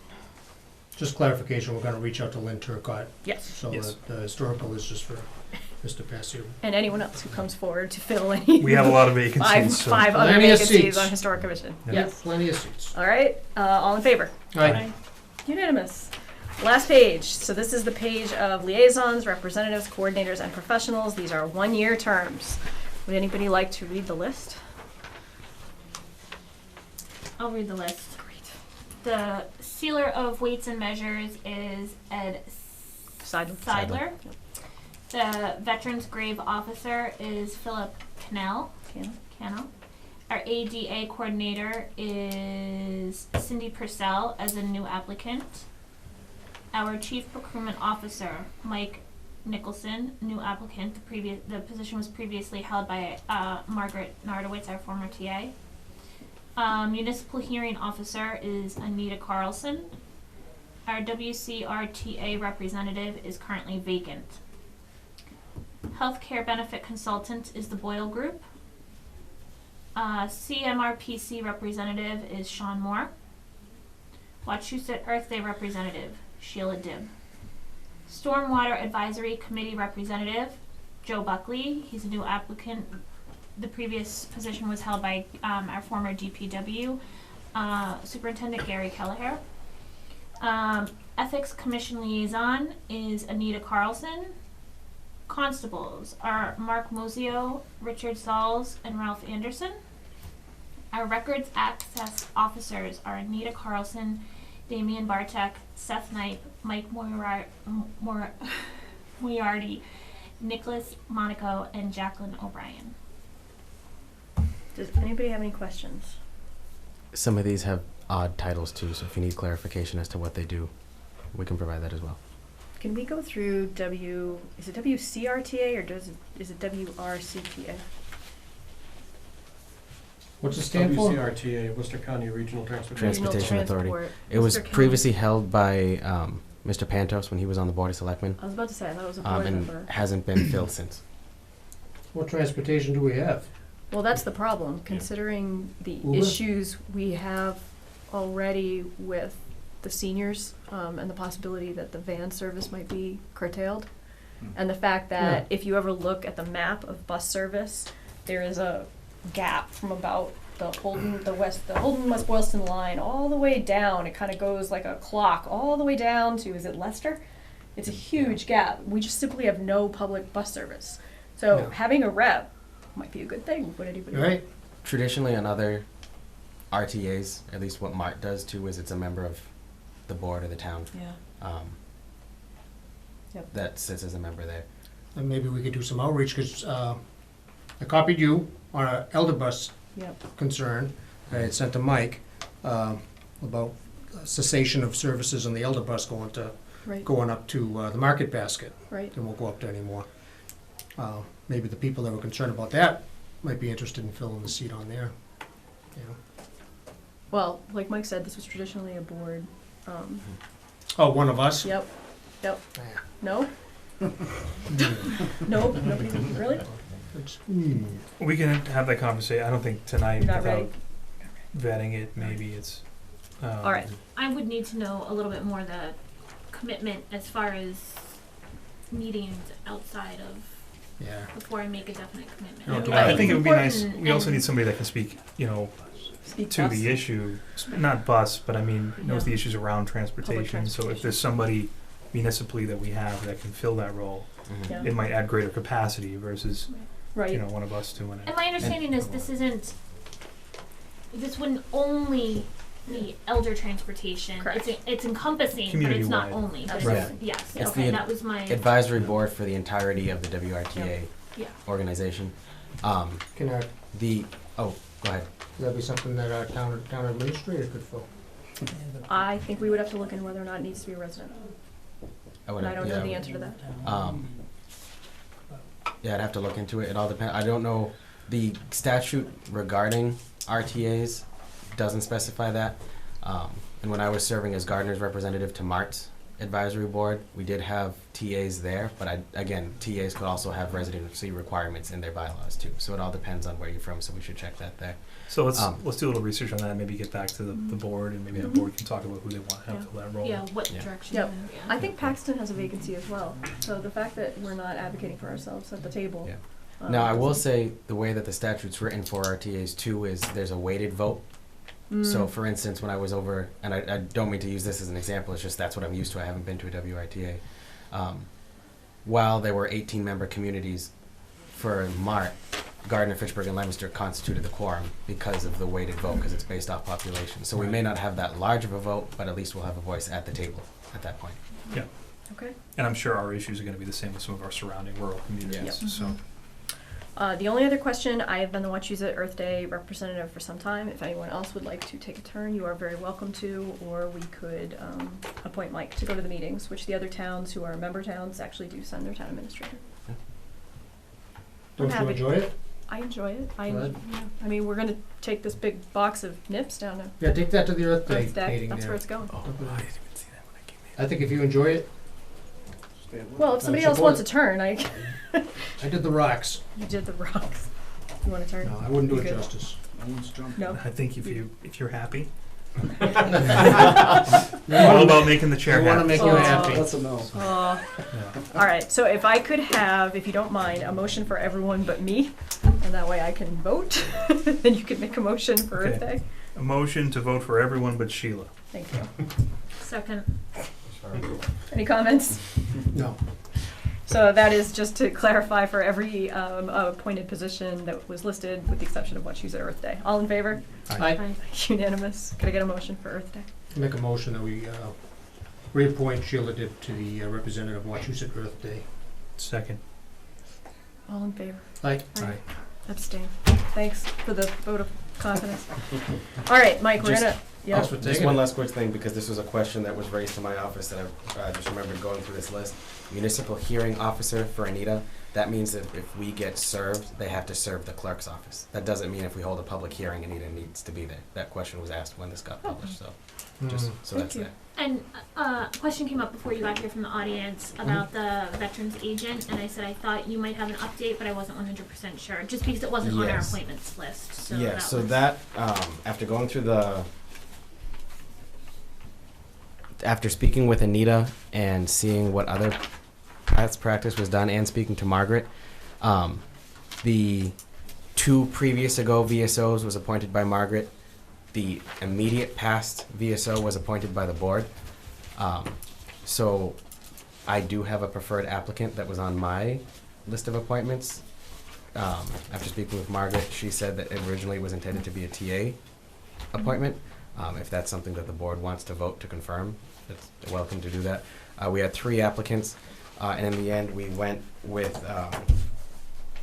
Vinny Chevernet, Jr., who is he works for the VA hospital, has a lot of contacts there, and was really excited to go with the job. So we made those calls Friday and today. So he should be coming in soon to fill out his paperwork. I would like to see it a TA appointment. I think it was. Yeah. Yeah. No, it absolutely should have. Okay. Great. Thank you. Great. thanks, Mike. Glad to hear this filled. Thank you to the people that have been helping us too. We've Yeah. had multiple communities and Holden state in agencies. particular, Yeah. Secretary Arena's office, his chief of staff was in weekly contact with us Yeah. too to make sure that everything was going out okay. Karen Greenwood helped Karen out a lot. Greenwood. Yeah. Karen's great. Yeah. Gotta say that for the record. Karen is Karen's great. great. It's a good thing to have on the record. Laura. I believe the board also needs to set the quorum size for the council on aging. Thank you. That's correct. Because they have technically unlimited members. No, it's No. not unlimited, it's 3, 5, or 7 by 3, yeah. bylaw. We need you here as our permanent consultant on the. Well, there's only so- 2 of them, right? This Council on was all, Aging? no, this was just what was filled. This that was. There are only 2 slots up for reappointment, I Yes. believe. But the Yeah. total is I believe the total right now is 7. There are 3 seated that did not require reappointment right now, with 4 vacancies, 2 of which are being filled. Yes. So then we leaving have them what, with five? So the board can set So the we- quorum to 3 could or be 5 three. and have no problems. We could do that, or we No could, yeah. problems. Well, It's good to be the lower. Do we wanna do that? yeah, it's one of those committees, I wish they could get an easy 7, but they've had a hard time, you know, getting back to the whole sort of, sometimes it's hard to find, you Yeah. know, enough people to do some of this. Yeah, so could I get a motion? Does anybody have any issues with a quorum of 3? Okay, A motion to set the quorum for council on aging at 3 members. do I have a second? Second. Any discussion? All in favor? Aye. Okay. Aye, unanimous. We're gonna move backwards. So town council and town accountant, we have not yet appointed. And, Mitch had a question about the letter from another applicant for council. Oh, yeah. So Yes. under correspondence, which is item number 042 in your packet, you'll see the town received a letter from attorney Leonard Kopelman. He is where the K in Kopelman and Page comes from, or now known as KP Law. He broke away from KP Law and joined a different firm and sent us a solicitation letter to join his new firm. And this letter was sent out to all KP clients. 42? Yes. Should be the last thing in your packet. Oh, the last thing. Yeah. Mitch, mine was in correspondence. I'm not Yep. sure if you. Yep, it's in my correspondence. correspondence folder. I stole my folder and took it home. And he's never so now brought I it have back. a packet. Yep. So I'm just going by number here. So you're rogue. Gone rogue. While this is this is in fact a BOS, select board appointment by statute. However, I would say that I am very pleased with the work that KP has done and the availability that they are to the town when needed. But Is there a difference in pricing that's been talked about? they're comparable. They're comparable? Yeah, I did look into that. We budget $30,000 a year for legal counsel for the town. Do you anticipate that exceeding $30,000 this year with the issues we have? Not for fiscal 19.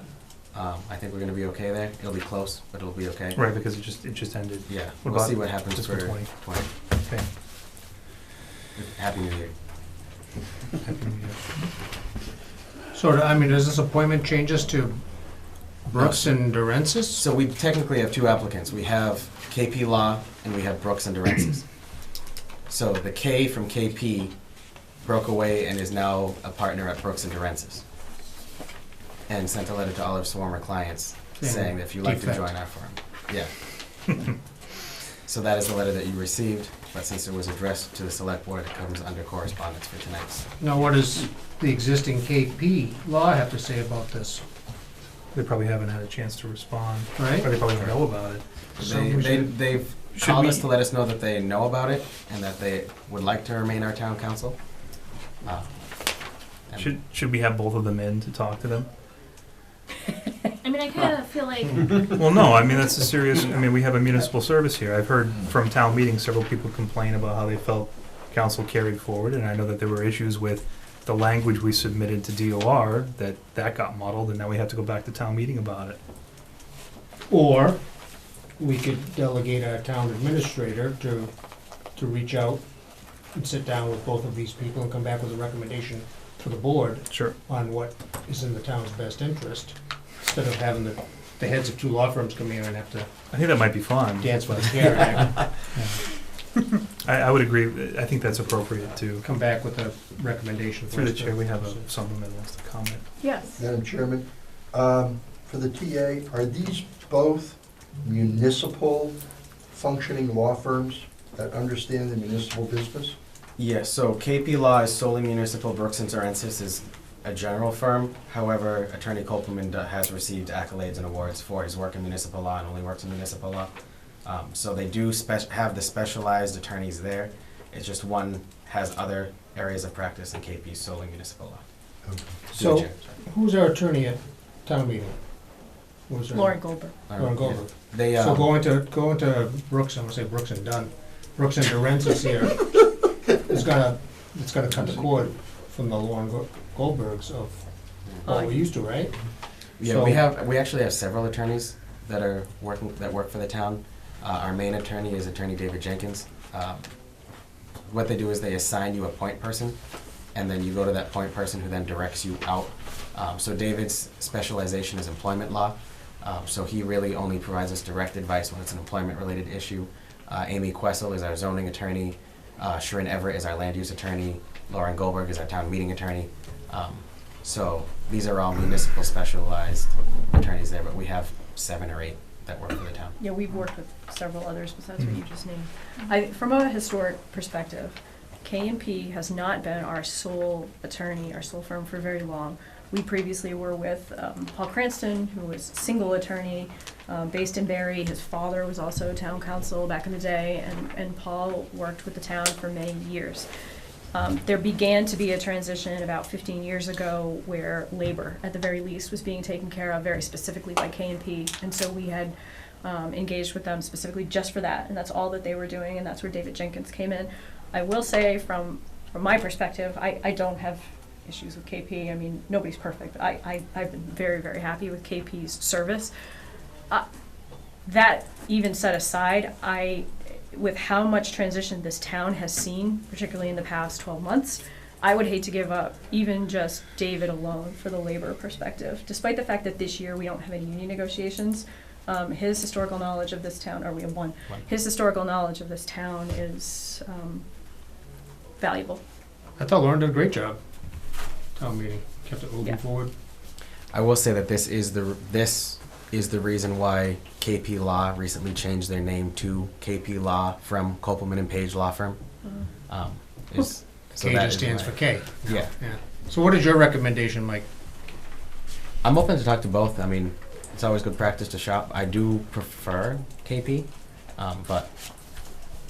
I mean, we have the correspondence from Mike just saying, while with the appointment of town council as an action of the select board, I am recommending the select board appoint KP Law to continue serving as a town council based off of research done on both pricing and quality of service provided. So, I mean, we have that as a preliminary, but if we want Mike to have a more in-depth conversation with both KP and the other one. BD, Yeah. then I mean, if he's made his recommendation and the price is comparable, I just wanted to just at least broach it before we move forward, but Yeah. I'm okay with if we want to take a vote on it. Okay. If No, the I rest of think the you- board is, I mean, it's, I'm okay with it too, that's why I asked Mike. I mean, if you wanted to go out and sub-interview them both and come back and say this is what I think is best. I think, and to word this carefully too, the other thing is that I've spoken with both, and again, they're comparable in pricing. We know KP's service. We don't really know Brooks and Durence's service, but that letter went out to all of their 125 city and town clients. So it's something that they're addressing, but they're also selling themselves more because of it. So we might be getting a better That's right. service proposal. I guess I Based look at on it that. from KP, and this was to Harry's point, I think KP only deals municipal and has a lot of sub-special attorneys within all of KP, where if B&D is general law, but Right. And Leonard Kopelman saying, hey, follow me. right, Who- is he I don't the know who only Leonard is, municipal but I know. specific? The interesting thing for me is we've actually never worked with Mr. Coleman directly that I can remember. He hasn't been a member there for a little bit. Yeah. But no, I mean, I can Oh, well, yeah, you can go 12 back, years, that's true, and yeah. we've never actually worked directly with Mr. Coleman. So could Pleasure of the board. Can we kick it back to the next meeting, give Mike time to feel it out and come back with his feelings? Okay. Joe? So you're gonna review it for the next meeting? Yeah. Can I add one aspect to that? Sure. Do you mind if I talk to the administrator directly? No. The pending negotiation with DCR regarding the sewer agreement, Yes. I need to know if one of the firms is better than the other with that sort of thing. Okay. That's gonna be a good fight, Yeah. and we want the best we can get, so. Yep. Go with him. Double up. Yeah. You got a car? You got No, seriously. I'd like to hear about some of the communities that they serve. Yeah. We sort of know who KP works with Yeah. in some respects. Thank you. that's a good point. Okay. Could we have a motion then for town accountant? No concerns? I certainly don't know. I I don't just know. on my end, for the record, Dan's been great. He's been a big help with figuring everything out with finances. He's currently still looking for an assistant accountant to hire through Scanlon and Associates, rather than have that be a town employee. So if you see a bump in the assessment next year, it's because he's taking that on through the firm itself rather than as a town employee. Great. Motion to reappoint Scanlon and Associates as our town accountant. Second. Discussion? All in favor? Aye. Aye, unanimous, great. All right, so we have some homework as far as town council, conservation commission. Can we make sure that's on the next agenda? Yep. And that'll be our only appointments that need to be revisited. Will someone follow up with, and Lynn Lynn Turcott. Turcott for the historical commission also, please? I have a phone number if I could step out and call. You just want to No, make sure, you want it in writing? Yeah, Okay. we'll talk to Lynn, it'll be okay. All right. All right. Mike, do you want to do town administrator updates, or would you like us to go through more old business first? Sure, I can do that. Let me find where that paper is. I started off saying sorry for being late today. I had my last final for the semester. Don't worry about that, Mike. We're closing the books for FY19. They'll officially close on July 31st, but we've already moved on into fiscal 2020 as today is the first day of the fiscal year. A lot of what is in the packet and the agenda today is just updates in and of itself. So each item has a updated cover sheet that has that update listed in it, so we can go through those then. And attached is the list of town administrator appointments for the board to just have for your record. And just to formalize those this year, when they go to the clerk's office, they'll receive a formal appointment certificate that lists the oath. That way we can keep a record of when they got sworn in and when they expire. Right now, if we go to check that, we have to go through Anita's big book. So this just adds an extra paper trail so we can adequately track that year after year. Because many of my appointments are annual appointments, aside from all of our police officers who are 3-year appointments. The only there is some differences there. The fire chief, under the fire chief strong chief statute, appoints all of our firemen. However, the police chief strong chief statute is different in that I still appoint all the police officers, and the board appoints the chief. So that's how that works there. So when you see that, that's what that is. And the rest of the updates, like I said, they'll go through as the agenda items come forward. Thank you. Is that it? You keep going? Or did you have more updates? Not for TA. Okay. The rest will just come. Okay. No, we're gonna keep going. So we're on to old business 014, the Glenwood Field, and we have 2 documents for that. I would say, just because I see we have representatives from Rutland Youth Soccer here, as was discussed at the previous board meeting, and since then, with different members, we did only receive 1 request for proposal response. We have 30 business days to respond to that. That puts us at the Friday following the next Board of Selectmen meeting, Select Board meeting. The proposals will be on the agenda for the July 15th meeting, which is the next Select Board meeting. We did that in response to the last meeting where we were getting a reply to the Agricultural Commission's response to Attorney Everett's opinion letter. Okay. And I spoke with Attorney Everett on the phone regarding the letter. And I know we have some representatives here from the Ag Commission too, and I can certainly give you a copy of what was said as well. The letter is addressed on my letterhead. Reason being is KP's practice is they don't issue a secondary opinion on an opinion that they already wrote, but they did clarify it. So that's why that's there. To answer the question as to why the letter used the phrase "in my opinion" multiple times, is that's actually legal practice. In the field, the only one who can say this is the law is a court or a judge. So when attorneys issue letters on interpretations of the law, they're actually required to put "in my opinion."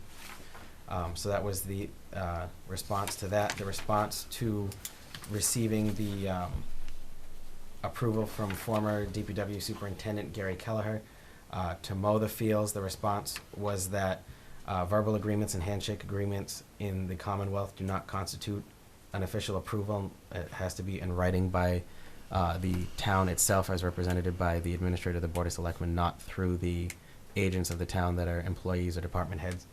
To answer the question as to why, or to answer the point that the building was moved during the construction to keep those fields open, town council's response was that it off the intent of the purchase of the land, not the process of building the land. To answer the question as to whether grant funding was used to purchase the land, the text of the town meeting motion that was made was to borrow the money, and Becky Tuttle, our town treasurer collector, confirmed that the grant funding was only used to construct the school, not used to pay off the loan that was used to purchase the land, which we are still currently paying off because that was a 20-year loan. And Becky has all of that information as well. And then the last thing that town council had to say for clarification was that while the language of the motion did not list athletic fields itself in the reason for the purchase, it helps explain the intent of the purchase, that while the full parcel is over 100 acres of land, that there was an idea that the rest of the land could be used for something else afterwards, since it even went as far to say possible future municipal buildings. And here, if you guys want, so you can have that too. Did everyone have a chance to review this? Does anyone have any questions? The second page is just a copy of the minutes from the town meeting. So there were, I'm sorry, I said there were 2 attachments, but there were 3. So you have 014-1-2-3. Comments? Questions?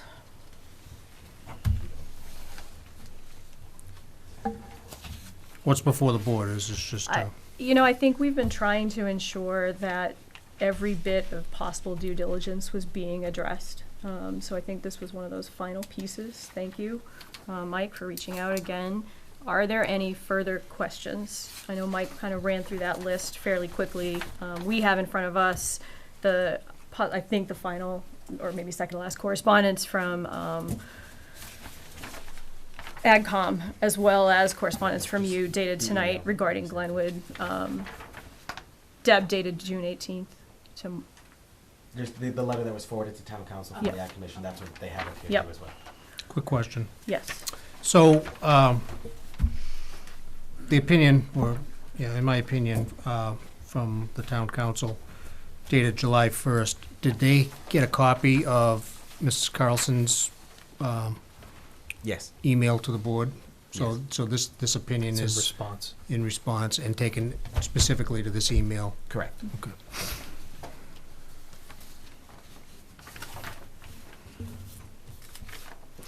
And does the Ag Commission, do they have a copy of this response? Well, they were just given it, yeah. Okay. At this point, the town has been obviously moving forward with the process. You just heard from Mike that the RFP will need to be addressed at our next meeting. Does anyone have any comments, concerns, questions? Okay. Anyone in the audience? We have any further questions? Harry? I guess I'm not sure what you're doing. We're addressing concerns that have been brought up consistently through the process to ensure that we've done every bit of due diligence we could relative to whether or not the land is protected, what restrictions it has had, ownership of it, what can be placed there, etc. So this will carry on to the next meeting then? The only thing that would carry on to the next meeting at this point, and actually it wouldn't be a carryover, would be addressing of the RFP and awarding it, or not. That wouldn't be till 2 meetings, right? Because it's the Friday after the next meeting that we have to, or. It would be it would be the next, yeah. So the next meeting would have the RFP review, and either acceptance or denial at that point. And as Mike noted, we only had one applicant. So there had been some information from AgCom that went back to legal, so we just wanted to make sure, give time for legal to review everything that AgCom had and make sure that all their positions were relayed to our town council and we got an opinion back. right. So just to go back in time a little bit for anybody who's been kind of following this on the margins, the school itself was moved backward to the back of the property at the request of some various agencies. At that time, it was suggested that one of the things the town could look into was protection of property. The town to the date has not taken any municipal action to protect any properties from an agricultural perspective yet. And the construction loan for the school was state processed. It's an MSBA loan. However, the purchase of the property was through a debt exclusion, 20-year debt exclusion, so that was completely taxpayer funded. There were also questions about what type of project could be funded on the parcel. In this situation, because the RFP very specifically indicated that no town funds would be used, and these would be, donated by another entity essentially, there are things that at that point were no longer relevant. I think I wasn't here the last meeting, but I know we had some concerns about bird habitat that I think we could continue to address from a townwide perspective, relative to whatever we can do. And I don't know, I know she spoke specifically about one type of bird. Is that Yeah, the true? bobolinks. About the bobolinks, but I think her nonprofit doesn't deal only with bobolinks, and we probably have some things that we could all do relative to that from a townwide interest. I think, for me, I think the one thing we haven't done yet is identify other parcels that we can work ahead and try to begin the process of protecting, whether we get these we have done a little in that we went to Maytown meeting, funded the new agricultural preservation fund, a little bit, created the fund itself. So it's a step in the right direction, but we haven't yet identified other parcels. It's kind of that quid pro quo where we know that there's a population that this was not their first choice. And in the balance of things, You mean municipally owned parcels? Municipally owned parcels, or privately owned parcels that we want to pursue restrictions. And again, and we are I think we are all well aware that this is money that we don't have anywhere yet. But it's a process that we have to start looking at if we're gonna go ahead and do this. We can still, municipally owned parcels are certainly the low-hanging fruit, but thank God we do still have farms here in town, some of which are already protected, APR, et cetera, but Chapter 61A, we haven't had any luck yet with 61A. Right. And we've given up our right of first purchase on all of those so far.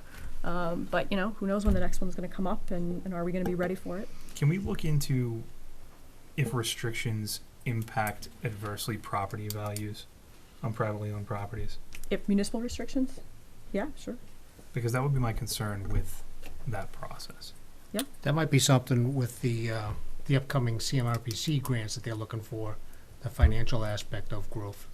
No, we don't need CMRPC that's an easy look into to see how that impacts property values. I know I always reference Amherst, but it's mainly just because they have so much land in some type of preservation, and I wonder if we could reach out to them and see if they've done any research on that. They're pretty heavy on the research out there. I think Amherst is a very different community, It is. but I'm sure that there's best case examples that we can look at. Yeah. Yep. Does anybody have, community, anyone, questions? I have one more question. Sure. Just name and address. The 8 acres, Debbie Carlson, 54 Emerald Road again. The 8 acres, 8+ acres that's in question, they are part of the original lease to the Wachusett, from the town to the Wachusett Regional School District, correct?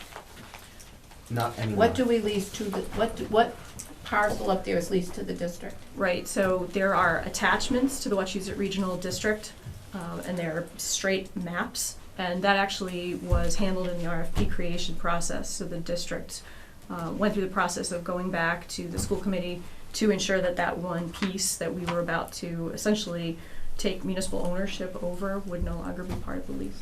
Okay, so when we entered the lease with the school district to lease everything to them, correct? Mhm. I'm going way back when. Well, we have a current lease that's from 2016. Okay. Yep. And that included, so that agreement is strictly between the town and the school committee? It does not come back to town vote ever? No. Okay. That's actually school committee. And interestingly, and this might come up with the school committee, maybe it's something they want to look into across all 5 towns, The attachments that they had were simply screenshots of maps you could get off of Google. There really wasn't a legal description of the property and meets and bounds. So it was a very generalized sort of, here's the parcel that the town owns. The town is dealing with the assessing sort of, portion of that, the mapping of it, and we're simply leasing the building and the grounds that it sits on. It's not, it was never across 5 towns as specific as it probably could be, or maybe needs to be. And I couldn't speak to that because obviously the agreement comes to us where they ask for edits before it gets approved by the 5 towns. But the last week that Bob Reed was here as interim admin, there was a vote that was passed by the board to remove those 8 acres from the lease from the school. Yeah. Okay, so that was passed by this board And the school committee. approved it. Correct. Yep. And it never has to come back to the town to approve? No, not Via that. town meeting, or there's no town input, town hearings, anything on that? No, so it's town-owned property Mhm. that is then managed by the board, like all the other town properties. There is a lease that is cooperative with the Wachusett Regional School District and the various select boards of their 5 communities. Yeah. Okay, one more question. Back October 9th meeting, the vote was taken to allow the soccer group to move forward with engineering, surveying, and other pre-construction type planning. Has any of that ever been submitted to the board?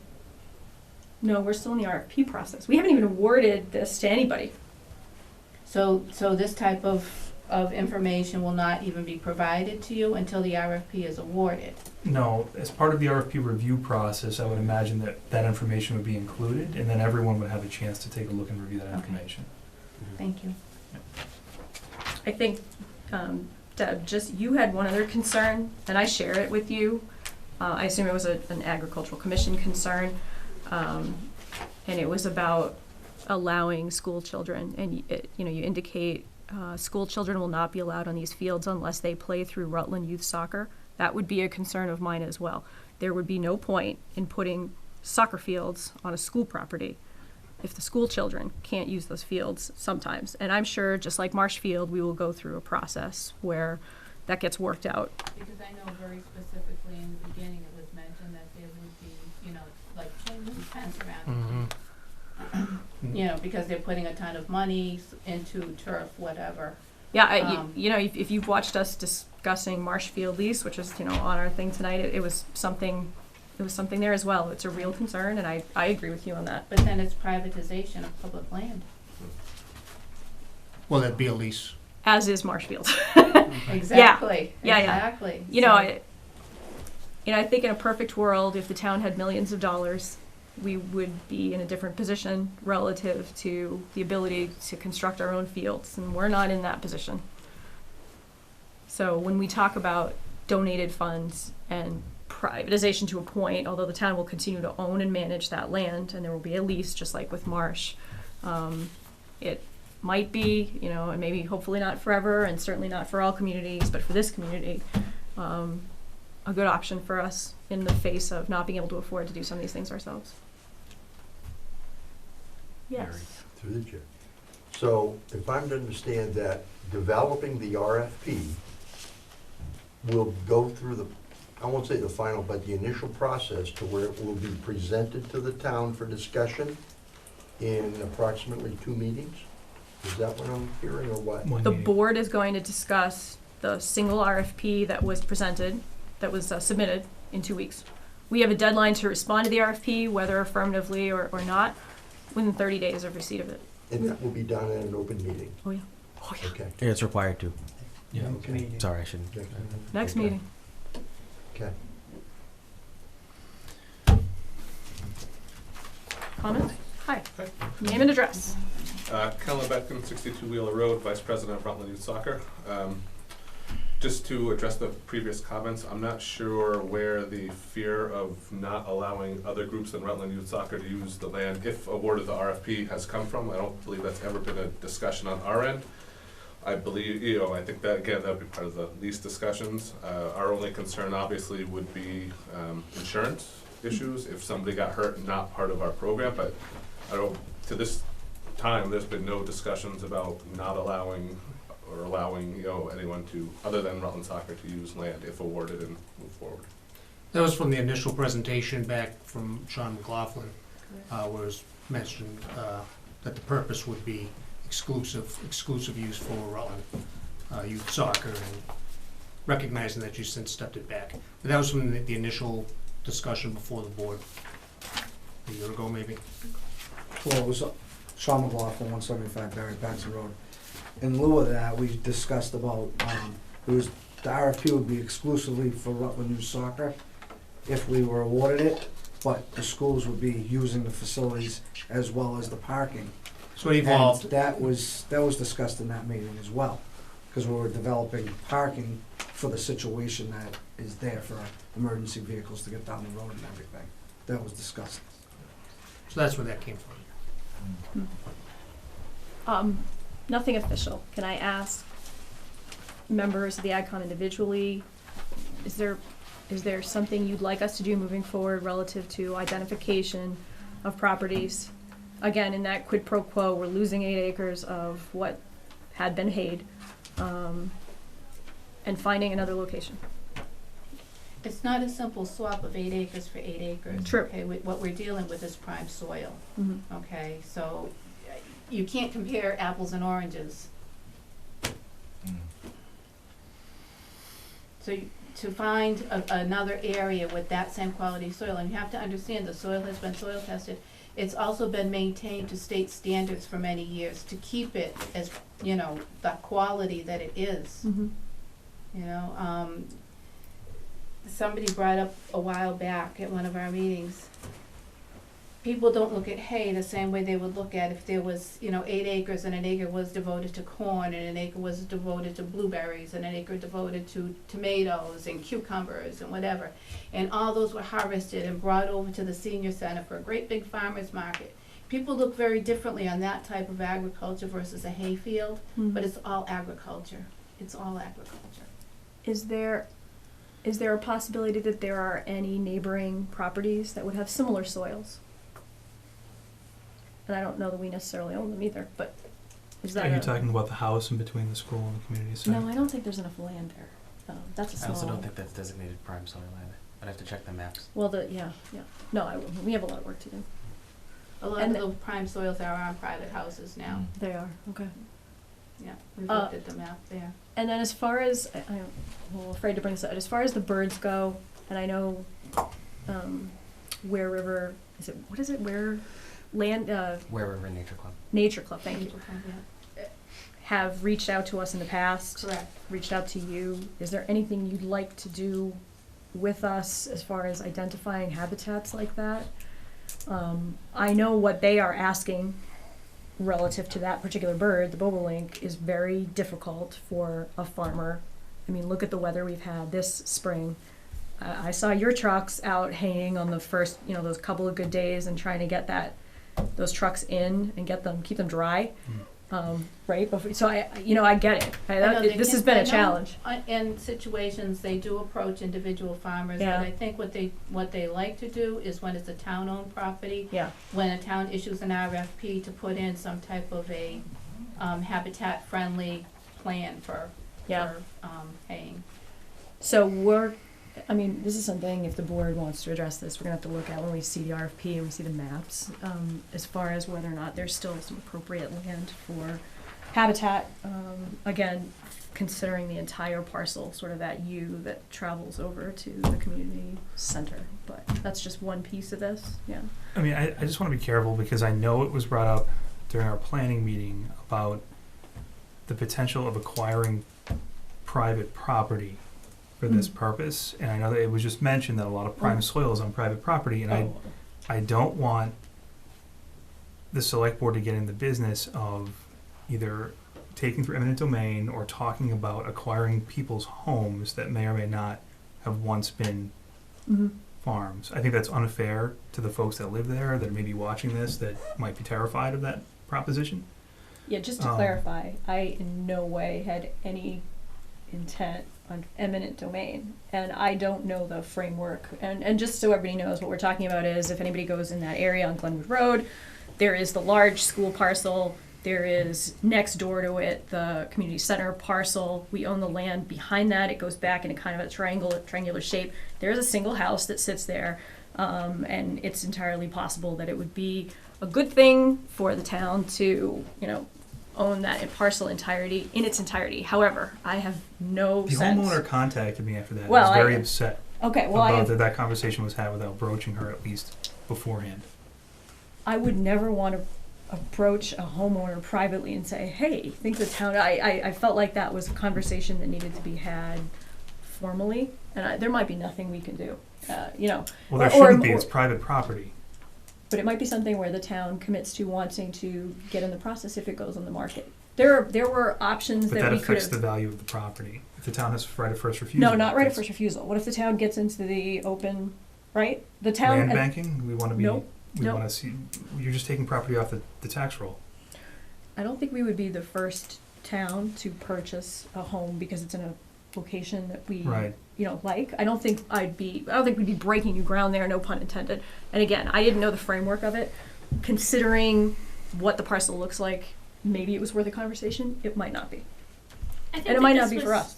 This is a little bit of the challenge of trying to have a brainstorming session that then it's just kind of throw ideas out there that the board, I think, had a lot of good constructive feedback about that wasn't going to actually go anywhere.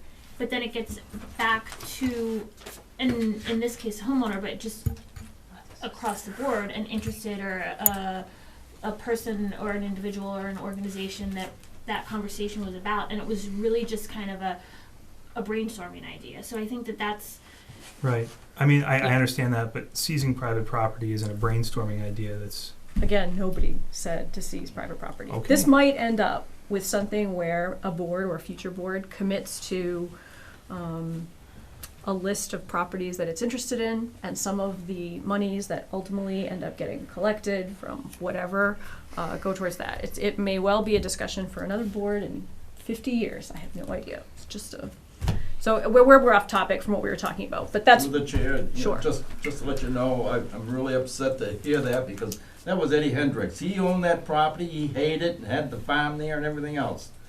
And I just hate to see something like that taken and destroy that little farmhouse like that.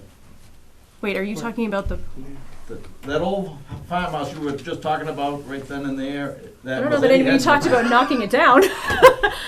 Well, I don't, whatever, when you're talking eminent domain, holy crap. Not We weren't. There was no one. It was supposed to be a workshop of just throwing out ideas of.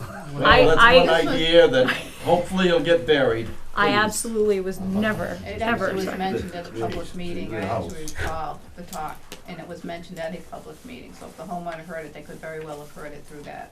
Yes, I'm saying I never brought up the possibility of taking a house by eminent domain no, that we not simply, no. But Okay, but we're off topic from the, anyway. So, Randy Jordan, Ag Commission, I mean, you're off topic. We are so off Let's topic. Let's stay on topic. Oh, thank you. Everybody's got challenges to do here tonight. Yeah. I mean, we've beat this dead horse for a awful long time. I think you as a select board, listened to the soccer board a long time, and your hands were tied, and I personally don't feel that you or others had done their homework thoroughly to see if there was other options other than open space that was currently used by people to farm.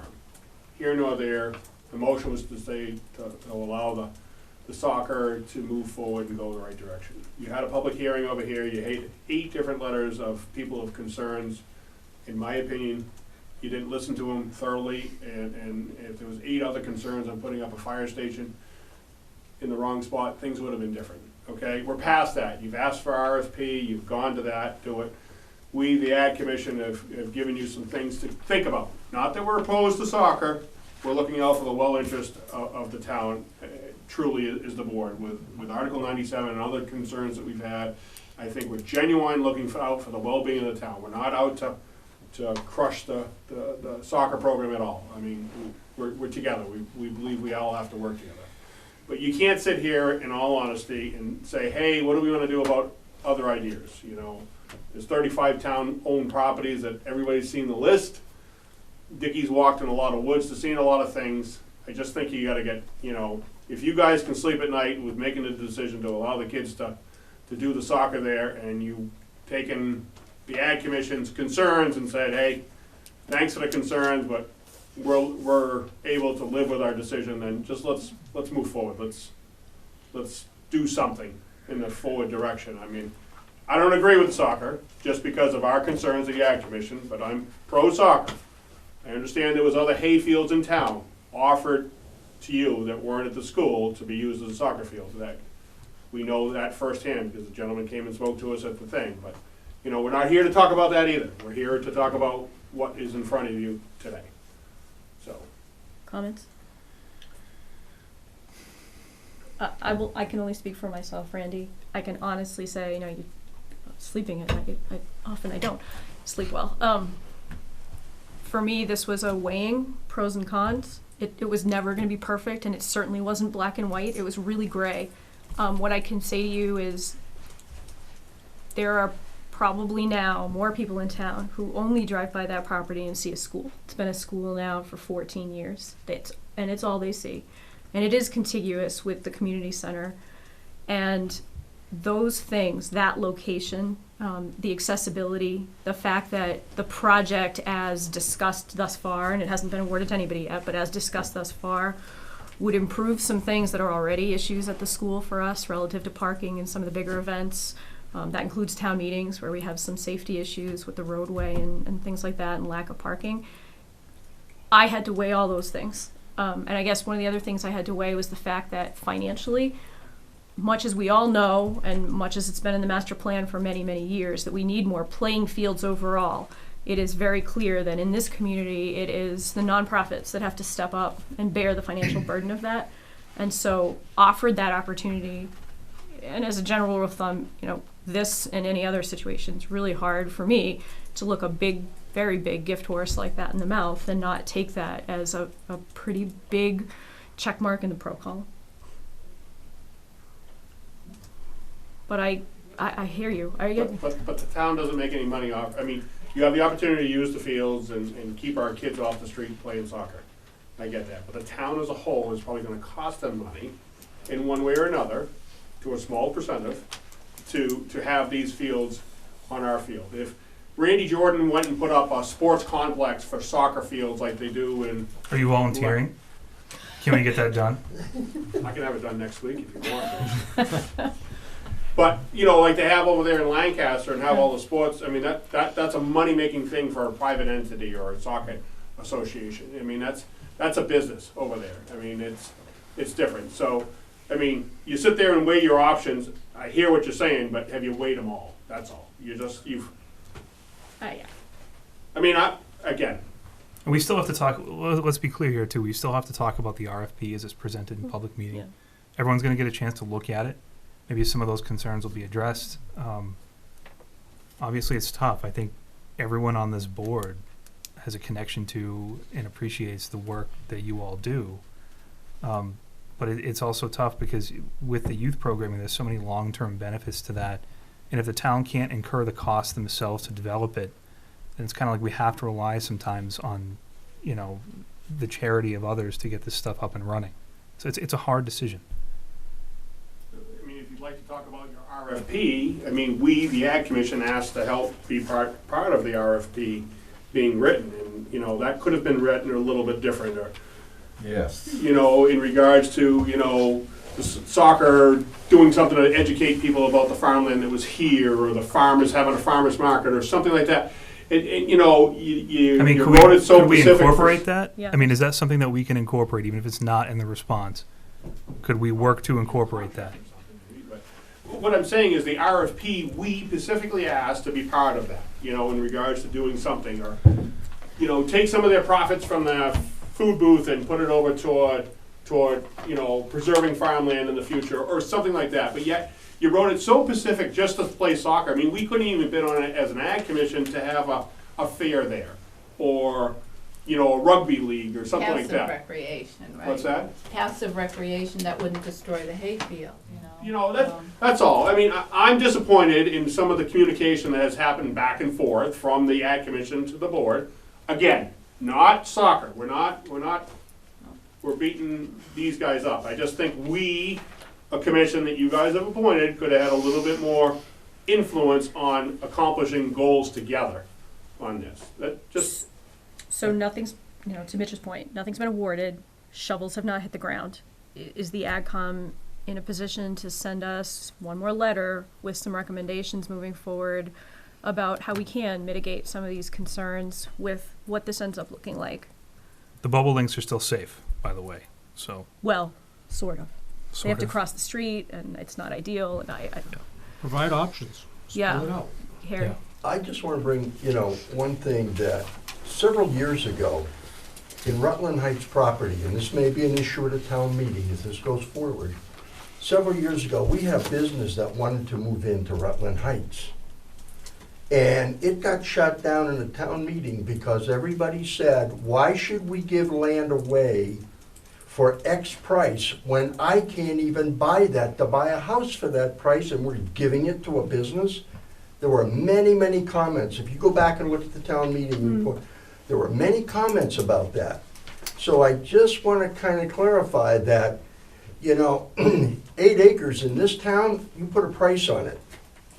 So if we're going to, quote, give it away, and I'm not saying we are, there's going to be a lot of people in town who are going to be a little, I would say, upset about, I can't buy the property for that. Because I have a can't put house I houses on paid it? for, type of thing.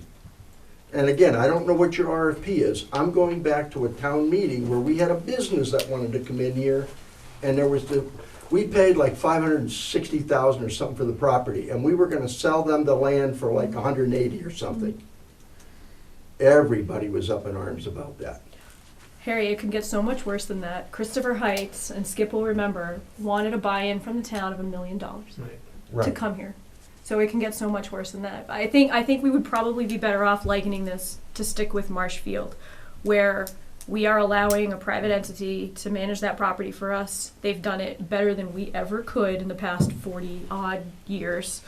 And in return, they are providing benefits to the town that we couldn't have provided. We are not leasing that property to them for any significant amount of money. So you're right, there's no direct benefit, financial benefit to be made from that transaction. We're not giving the land away, similar to this, but we are giving away control of it for an amount of time. And I think too, to Randy's point, if we want like an educational component for the kids, or if we want to be involved, I think it's not too late for that. I mean, we're still in the review process, and there's plenty of time for input on that end as well. I hope so. I have something to say. Sean McLaughlin, 175 Barry Paxton Road. Like Mr. Jordan said, we've been beating this like a dead horse.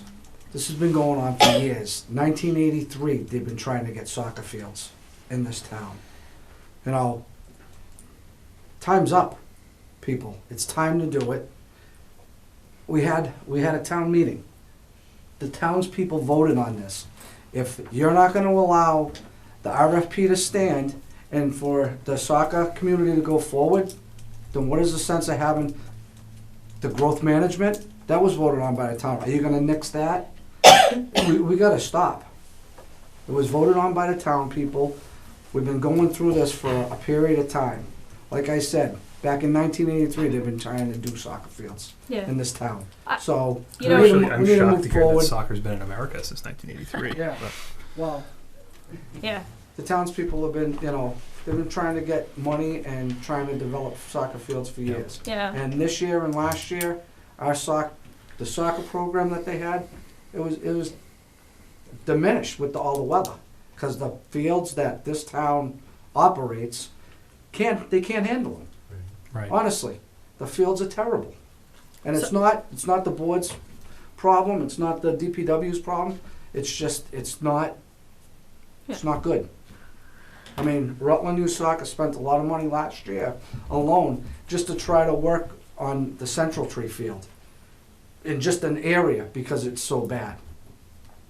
And if we don't want to go forward with the RFP, and kids are going to get hurt on the Rutland fields that we have, it's a liability for the town, honestly. I mean, my daughter's broke her arm, broke her foot on the town fields because of some of the conditions. you know? So, No, we need to move forward and do what's right for the, Yeah. you know. No, thank you. And we appreciate every dollar and every hour that all of our nonprofits put in. You know, the Friends of Rutland AgCom have done it as well. They've done educational programs up at Glenwood School. They do seed planting in Aquag annually. We had a town committee that had concerns. We wanted to make sure we addressed them as respectfully as we could. It wasn't perfect, Randy, I get that. We were trying. We can always get better at that. And hopefully, I think all of the big ticket questions relative to due diligence have been answered. They need to have been answered. And as far as opinions, yeah, you're right. We're at a point where we're going to have to move forward. So the RFP will be on the next agenda for review. Could we might make sure everybody gets it in advance? That's a lot to go through in one night. We would welcome input to try to make sure this is something that is as good as we can get it from anybody. And that meeting is obviously open. All right, thank you. Moving on to old business, 023, electronic communication policy. I believe you have 2 documents for that.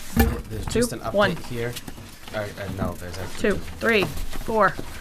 The cover sheet just lets you know that all of the, prior to the end of the fiscal year, all of the parties to approve a transfer request, approve the money for purchase of select board email addresses. Our IT consultant has purchased the subscriptions. Prior to the current the select board policy is that prior to having access to your email address, this policy that's here has to be signed as that you received it. So if you could just sign and return to the office or get it back to me, that'd be great. And then Paul will be reaching out to you shortly to get you your emails and passwords. They're not active yet, so if anyone who's watching this now, don't be emailing them until you see them on the website, but it'll all be first initial, last name at townofrutland.org. So for instance, mine, mnicholson@townofrutland.org. It'll be the same format for the members here. And should any board members change, all it is we change the name on the address itself. Madam Chair, before we start losing members of our Ag Commission leaving here, agenda number 40 on the Mansfield Steering Committee does have a mention of ag in there, so if we could maybe I would like to speak to that when my time comes up, so maybe if we could keep a representative from your board here, would that be possible? It's way down the list. Or take it out of order? Okay, well, let's get through this. Are we all set with Yeah, electronic I just need communication? that So everybody can pass those signed, down, sealed, sign and delivered. pass.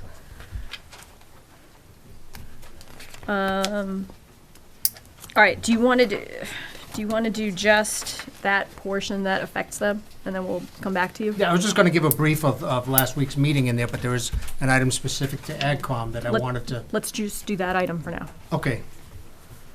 All right, thanks. So, June 26th of this year, 6 p.m., we had a meeting of the Managed Growth Steering Committee, and in the discussion of the committee, in the section of downzoning and upzoning options, which explores size limitation of the building allotment on the minimum size lot or maximum size lots. It was discussed and it was agreed that the Agricultural Commission should be included in this discussion. And we asked, and we made a motion, it was seconded and approved unanimous, that we ask the Board of Selectmen to invite the Agricultural Commission to have a seat on the Managed Growth Steering Committee. That's the portion that affects AgCom. Okay. So we're talking about lot size limitations? So, we talked about a couple things. The board had voted to extend an invitation to FinCom to have a seat on there, and also to the building inspection. So when we talked about updates specifically for the Phase 2 updates from Central Mass that's he's looking to present back to the board at the end of this month. One of the options that was discussed in the phase was downzoning and upzoning. So this was part of a like a recap on where this is going, and in light of that, is some of the learning moments that we had during the first Managed Growth Steering Committee. was that we had not reached out to everyone who should have a seat at the table, specifically FinCom, the building inspector, the building commissioner, and agriculture, because we think it specifically relates to size limitations on there. And the Agricultural Commission, as a commission, could be in a position to propose either an amended bylaw or a new bylaw as it relates to the downzoning and upzoning in there. So what we agreed on is that they should have a seat at the table because of that.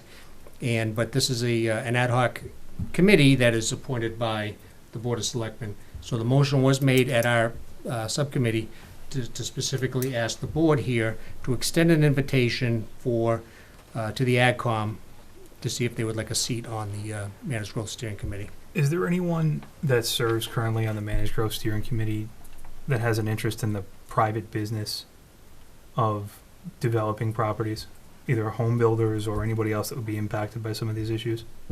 There is one member who has a commercial business that he disclosed 2 meetings ago. What is that? Are you thinking an at-large member? Well, I'm just saying, I mean, if we're making zoning decisions and we're looking No, at no. parcels. Well, okay, I mean, let's- not making zoning, I'm sorry, Yeah. but talking about policy, it might behoove us to have somebody from the private business community represented. Oh, that on was that it, yeah. committee. So let's do two separate discussions. So that's, do we want to take another look at the makeup of managed growth? We might, for tonight, to your point about keeping them here, does the board want to extend an invitation to particularly Agricultural Commission as one of the members? We can talk about that. We don't have to decide on it tonight. If we do, we would then extend an invitation to the AgCom officially. So that was just about AgCom, right? Because that was, Yeah, and we've they were got- the we've got only two separate other ones. entity that was Okay. discussed. So But it Mitch just brought is- up another one, and that's another Well, I mean, discussion. it is under the board's purview, so we Absolutely. could also. Yeah, it's just not. At least to extend it to see who would be interested in maybe Right. serving in that capacity. And when we can circle back to It could even the be a steering non-voting committee. member, just at least so Right, that it Well, doesn't I- become a contentious No. issue if issues come up. right. Well, the motion that was made by Was us was ag. with the intention Right. was to have him as a seated member alongside the other commissions. For AgCom. For AgCom, AgCom. right. Right. AgCom. Yes. Just one quick follow-up to the discussion that was had at the previous meeting. The Yep. board did extend an invitation to the members to FinCom to Right. have someone there. However, due to the bylaws and the state statutes regarding finance committees, they can't have an official seat. But what we'll do is we'll just issue them a formal invitations to the meetings, and it's a public meeting that they can sit in and Great. talk at. They just won't be able to vote. Okay. Okay. Before we hash this out, does the AgCom have any interest, do you think? In an unofficial capacity, I know you can't speak for the whole AgCom. I believe we would be honored to fill one of your seats. Would the board like to act on this tonight, or have a broader discussion about the makeup of the managed growth? I'm fine Well, with, I I think ag belongs on, Yeah, I'd be Entertain 'em? fine putting ag on and Yeah. then. Great. So, I would- motion to add a seat to these managed growth steering committee to incorporate a member of the ag commission as they appoint or see fit. Second. discussion? All in favor? Aye. Aye. Hey. Thank you. So we will be extending, can you send an Yep. official letter to them and? Yep. Great, Thank you. thank you. I'm going back, old business, we just got through electronic communication policy, 030, RRG contract renewal update, you have one document for that, Mike? Just an update as a follow-up for a conversation that we had at a previous meeting. Administrator McLean and I have talked, and we are going to proceed with the route of creating a regionalized clerk position. We've had 6 clerks in the assessor's office in the past 3 years. And the major part of turnover that we hear from our exit interviews is just it's a part-time job. People want to find more hours. So this allows us to make it a full-time benefited position. We'd be taking 20 hours. Hubbardson would be taking 10. The idea that Ryan and I have is that they'd be a Hubbardson employee because it's actually cheaper that way because their insurance is a lot cheaper than ours. Because That's they another question, but okay, go ahead. they tie in through Quabbin School District's insurance. Oh. So that's how they're able to get such cheap insurance there. So this is just an update. The RRG is our Regional Resource Group is our assessing contractor. We've talked with Harold, their CEO. He's sending us a 3-month extension. That way we still have them as our main assessor, but right now that position falls under them. This allows them to train whoever's hired for a 3-month period, and then after the 3 months, we'll go with the new contract for RRG that has that taken out of it, with the assessment reduced by the amount we were paying for the clerk. And that will be put before the Board of Assessors for decision there and signed by them and myself. What will come before the Board of Selectmen next meeting on the 15th is the intermunicipal agreement that will need to be signed in order for us to work with Hubbardston collaboratively on this position. And again, this is just an update letting you know this is what's coming down the line. When we get the IMA, I'll send that out for you guys to be able to read beforehand. Thank you. Thank you. Questions? No, thanks for the clarification as far as how the employment side of things was looking, because I think that was a question we had at our last meeting that you weren't here, and we were wondering how the benefits were going to be paid and whatever, right? Now he's going to be here all the time. Yeah. The salary is split based on the number of hours, so we pay our 20 hours, they pay their 10. But again, their insurance is just a lot cheaper. Why 30 hours? Why not 32? Why not It's just 28? we have them in the morning, Okay. and then in one afternoon, Oh. and they have them in the afternoons except for that one. All right. Good. 031, CM Geeks contract renewal. Two documents. The second page is the actual contract. The contract that we signed with CM Geeks last year allows for a 1-year extension. We regionalize this service with our dispatch center and with the town of Barry. The reason why we regionalize with one of our departments is because we can then split that assessment out among the member towns of the dispatch center. Director Moriarty, Administrator Golis, and myself all feel like CM Geeks has done a fine job with being our IT contractor. They've been responsive to whenever we've had technical issues. Paul has come out on Saturdays when we've had random server failures. So they've been real good, and we see no reason to change that for the upcoming year. Looking for a motion for the board to sign it. I've already signed it as the Chief Procurement Officer. And then Andy from Administrator Golis is putting this before the Barry board at their next meeting as well. Great. I'll make that motion. Second. Discussion? All in favor? Aye. Aye. Excellent. It's unanimous. I'm passing it around. Moving on. Interdepartmental transfers. Do we have any? Nope, this was a placeholder in case we had any. So Excellent. nothing on this one tonight. Oh, good. Yay. Marsh Field. 043, Marsh Field lease. I'm so excited.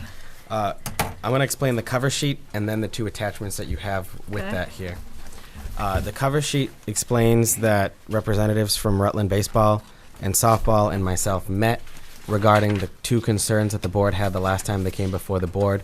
The first being the number of times the town could use the field. The second being who obtained keys to the property. The response to the first question, we changed that through two options here. And the reason why there are two options is version 4, which is denoted, if you look at the page numbers on the bottom, it's V4, page 1. That's our initial, this is what we'd like to go with, this is the better option. But we also did a version 5 in case there's any issues with that, so we have a backup to see if we can wrap this up sooner. The version 4 says, for use of the landlord, notwithstanding the foregoing, the town reserves the right and the tenant agree to give priority to the town to use the premises, including any improvements, when mutually agreed upon by the town and the tenant. This was the suggestion that was made at the meeting. What paragraph, Mike, are you reading here?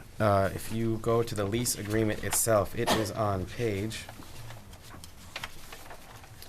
4, on version 4, and I believe it's the same on version 5 as well.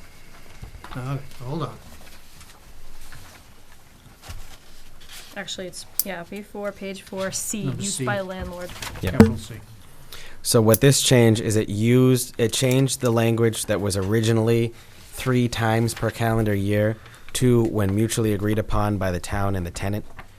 That changed. We said reasonable last time, and legal said this is the better way to say reasonable there. Okay. If Mutual there's- agreed, we're not mutually agreed now on the issue. It's gonna be a stalemate? What? On the use, so this all goes towards town use of the property, Yep. right? And the Yeah. hang up of how many times? So it says it has to be mutually agreed. What if they say that's not good for us? We have a But championship you game could or say the same thing about reasonable, right? Reasonable, to Mike's point, from a legal perspective, was also going to be hard too. We just didn't want the limit, because who knows what happens in But 25 years. This infers that there has to keep being a negotiation every time that we want to have. It already is. Wait. It already is. Can we, Mike? How many times has the town used the field? Once. Historically. Twice. We've run the game yeah. twice. It's brand new. The PD police versus Devereaux. have done Devereaux. Yeah. That's all. So Been that's lovely. is that the only event we anticipate using the field for? We have no If idea. that. We're If that. yeah. if that. We're literally headed towards 30 years of this lease, and honestly, in my head, all I could think of, because how do you think ahead to 25 years, was that the people who are currently putting their heart and soul into that field are now retired and want to use Marsh Field every Wednesday morning from 9 to 10 to run the bases as an exercise. And in the absence of having something like this in our lease, might be told no because we'd already used our 3 times up for something Right. else. I literally, that was the picture in my head. Because the kids were now 8-year-olds that were now running the field, again, 25 years hence. I wanted to make sure we were working, it's a long lease. It was the last time. I want to just make sure we were open to possibilities. But you're right. Prior to these past couple of years, and Nick had to leave, but they hadn't used it for anything. I don't foresee them using it for much of anything. But I think even when it was the hard number of 3, it was still needed to be agreed upon. Yeah. Date and time. It wasn't just we were going to Right. go in by Yeah, eminent no. domain and say Yeah. we want to use the field on your busiest night of the year because that's what we want to do. Actually- It's still going to have to be a conversation about this is what we're looking to plan. When does your schedule work? Which I read this to be the same, Yeah. just without the hard and fast number of we are limited to Yeah. 3. Yeah. The old Plus, lease our actually town- never referenced it. 3 Yeah. was a number that came up during this process. Yeah. Town council said we need to put something in there. We just can't say the town can use it whenever we want because it's an official lease given by the town. So normally, without any provision saying you can use it in these circumstances, we wouldn't be allowed to use it at all, even though we still own it. What if they say they don't agree? What if they say they don't agree? It says it's got to be mutually agreed upon by the town I mean, and the tenant. they're taking care of the field and they're offering youth programming there. Do we really want to make an issue out of this lease with that? I mean, Well, Mark, no. is there something in the lease to protect the bubble links? Are the bubble links safe? They're safe, right? All They are links not safe at Okay. Marsh Field. on third Marsh base. Field gets mowed within an inch of its life, and they will not put that off for the bobolinks. I like this language, Jeff. I'm actually really comfortable with it because there was always going to be a point where we needed to be able to trust and respect each other. That's the way it works. So Absolutely. a lessor and lessee. I love this language. I was really concerned about the 3 because I just felt like something could come up that we don't even comprehend right now. I think they're offering great programming and they're operating in good faith. And I don't think this will become an issue. I really don't.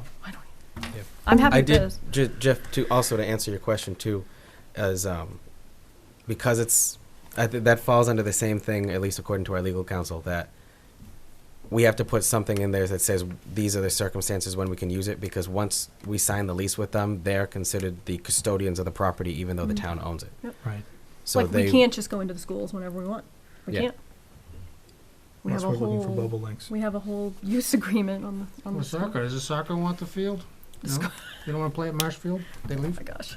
Okay, moving on. What was the Mike? Solve What's two the other? problems. The other one was there was a question as whether the DPW needed a key to the facilities. After speaking with Joe, we found out that the water shutoffs for the facility are actually located in the DPW yard itself and not on the Marshfield property. So they've agreed to they give Joe a key to the gate, but not to the actual press box, because the shutoff for the press box water is in the DPW yard. They're still giving it to the 2 chiefs, as is in the lease there, but Joe didn't really see a need to get a Have it. separate key. Perfect. As long as Joe's fine with it. Yeah. One thing I do want to clarify, because I realize I probably should have said this during my updates, but I noticed it here on my paper. I've had a lot of calls just asking for who our director is and who our superintendent is. And just to clarify that for the public who's watching on camera, between when Superintendent Kelleher was here and Director Buckley started, there was a change in the job description, and that job description changed the title. So that's why Joe's director and Gary was superintendent. So that's apparently raised a ton of confusion, and I just wanted to clarify that. Oh, I'm glad you set them straight. Yeah, well, thanks. Does anyone have any questions about Marsh Field? So can I? No, I just want to make sure I understand the difference between version 4 and version 5. The preference for town and baseball are to go with version 4? Yeah. Is that, okay. Our legal counsel said version 5 could work for us. It's just you run into a lot more ambiguity, which is the word reasonable. Okay. So Yeah. Rutland baseball softball is happy with 4 as well. Yep. Okay. Yeah. Good. Does anybody have a? Jeff's not that good. Can I have a motion? I'll make, oh, do you want to? Go ahead. I'll make a motion to approve the Marsh Field lease agreement with the version 4 updates for the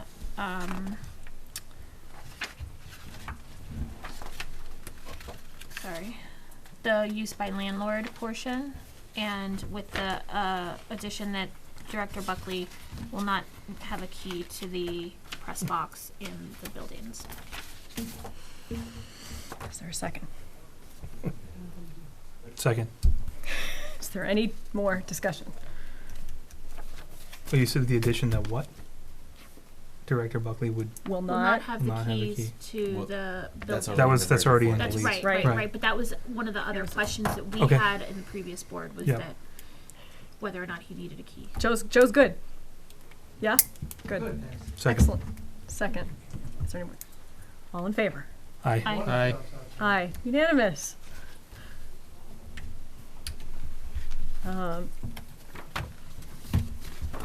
Rutland Little League has been hosting The district tournament. district tournament, and it's been very, very busy down there. It's probably one of the questions we could have asked if Chief Monaco when he was here.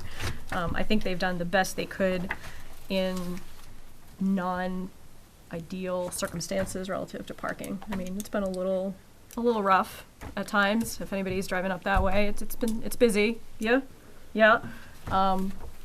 I would like to say, just as because our employees deserve credit when they do stuff, is Director Buckley and Chief Monaco did reach out to all of the parties involved once they found out about the 28-game tournament, and had a sit-down meeting with Jonathan Miller, Father Bolin from St. Patrick's, and the town, and just planned everything out, particularly for Saturday when we had all of the 4th of July events and everything else going on. So I just wanted to say thank you to them for Great. Thank doing you. all of that. That was Great. fantastic. Thank you. Just one copy. Thank you. Thanks. Yeah, well, once he signs it, we'll get the other copies out. Okay. Great. Okay, moving on. New business. 4th of July event update. Did you want to do that, Mike? Sure. Attached in your packet is just the official schedule for the rest of the 4th of July events. Come Wednesday, 4:30 chicken barbecue behind the Rutland Fire Station, sponsored by the Fire Brigade. 5 o'clock Strawberry Festival at the same location. The Flock is performing on the Common from 7 to 10:30, and then the famous fireworks will take place at 9:20 p.m. that evening. Just as a reminder that there's no parking at Marsh Field for that, since the fireworks are shut off from the DPW yard, the debris actually flies over into that area afterward. That's why if you notice that the sprinklers at Marsh Field will be going constantly before that, it's to avoid any burning. Thursday, July 4th, 8 a.m. to 11 a.m. is the Celebrity Pancake Breakfast at the Rutland Council on Aging. And then at 1 p.m. is the 71st Annual 4th of July Parade with the theme 4th on Film. Please bring your flags, and during the parade, spectators should refrain from using water guns, water balloons, and or spraying equipment at parade participants, and candy will not be thrown from the floats. Prizes will be awarded approximately through 3:15 on the town common. Thank you. You're welcome. Is the board all set to walk? We are at the beginning. We meet at NAQUA. Here's, I was gonna do the first leg. Yeah. Right, so I think I'll leave a bicycle at, across from the fire barn. I'll do the first leg with whoever's gonna walk, And then abandon us. then I'm gonna roll. Yeah, Okay. 'cause last year was a little tight. We did the family float, which is, we're all in on it. For Rutland Tabernacle Choir, remember that if you're cheering us on. Right? He's looking for votes. Right? Oh my God. Right? Somebody has to call ethics. Yep. Somebody else must have the number on speed dial by now. What's the value of the ribbon? So, but anyways, I mean, it's a measure of teamwork to show, the team. So I'm gonna do the first leg, then I'll run back. Thank you. Great. And just as a, again, to continue, I guess what I said the last time is after those parties met, myself and Chief Knight joined Director Buckley and Chief Monaco, and there's a parking plan for this week's events because there's going to be a lot of people here in town. We actually do a full recall, so all of our public safety employees from fire, police, and dispatch are on call that day and there to take care of the events. So just again, thank you to all of our employees for their dedication for that. They're amazing. Thank you. While we have it on the agenda, Candy, you're taking care of Candy, and we kick it in? Pounds and pounds and pounds of I thought candy. are we not throwing candy? You are not allowed to throw candy. Not from you may you can't do hand it from the people float. candy. You walk. Yeah. You walk and toss it. Yep. You don't want Always. kids running up to your float. So like we have a Yep. family float, but we have walkers. Right. So the people that are dispersing. We carry candy. bags. Or buckets. Or buckets. Or And just kind of like So you'd have a gently. walker. That's right. No throwing. Yeah. That's all. We don't want Randy to take can- any kids out. But anyways, the point is that Poke your eye out with that. Yeah. we'll chip it. Yeah. Okay. Okay. No problem. Onward. 036, 4th of July committee. This is sort of proactive. We can wait until the next meeting. I feel like we already owe them a huge debt of thanks for all of the work that they've put in at this point. I think they kind of feel like they're coasting. Although their presence at all the events is crucial. Hopefully they're able to have fun at the same time. They looked like they were having fun the other night when I saw them. I would entertain a motion to sign this with our sincere thanks now, Yep. or we can hold it until after the events are fully done. Okay. Motion to sign it now. Great. Yep. Second. Discussion. All in favor? Aye. Fantastic. And just for the edification of the board, I have attended the last two July 4th committee meetings in a liaison capacity. So, and I've asked if they had anything to bring back to the board. They did not. So. All right. Thank you. Yep. Grants. Mike. 037. I'm going to start with the last one because that's the quickest, and that's Director Buckley and I finished up our contracts for the MVP grant, Municipal Vulnerability Preparedness Grant. So those contracts have been signed with the state, and that was the grant to seek a additional backup water supply. To look into it. It won't be enough money to To generate purchase it, backup but supply. find where we could get that. Right. Yeah. But it starts the process. Yeah, Gets and the it- engineers on the contract. It earns us MVP designation, which opens us up to further grant Yeah, opportunities. adds additional points to our applications. That's good. The other grants that we're looking at that are smaller, that will take up less time, is that we are now available to apply again for our community compact grants. Those are regionalization and efficiency grants, IT grants, and the best practices one. We know that there's a couple that our department heads would like to look into. What I did was I sent out the list to a couple of them that had already previously approached me with it. The rest will be getting it tomorrow because we only became eligible today. To see what they recommend, and then I'll go through and evaluate the list from there. The Housing Choice Grant, we are actually working with CMRPC to finish that one off. It's due on Wednesday. Our project that we're applying for is to create and install 4 little pocket parks throughout the town. With the idea, the Housing Choice Grants are meant to complement the amount of housing growth that the town has had over the past couple of years.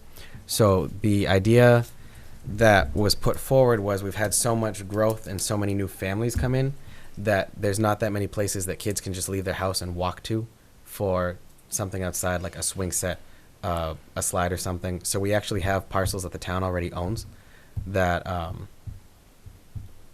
are just off of some of the newer developments that fit the criteria that CMRPC also said fit. And we went back and we also reviewed the previous 2 rounds, because it's still a new grant. There's only been 2 rounds of grants that have been given out, and it actually falls in pretty well with what has been awarded in the past. So we're looking to see some of those. And the town would maintain those? Yeah. Pocket parks. Yeah. Again, they'll be small, maybe a swing set, maybe a slide, and then a couple benches too. That way if someone's out and just wants to take a sit down outside, that'll be there available for them. I know it says here in the letter, no actions yet requested on behalf of the board, but then after these were printed, I got a call from CMRPC asking if the board would vote to send a letter of support for the application that'll be submitted on Wednesday. Okay. Do we know where the parks are? Has this come through the board before? No, not yet. I jump in quick. Yeah. We had like Sorry. a day to make decisions on this. The grant was announced and we had very little planning. And the thought process was, the one field we have for kids to play up at Memorial is maxed out. I mean, you go by there any day, there's all kinds of kids.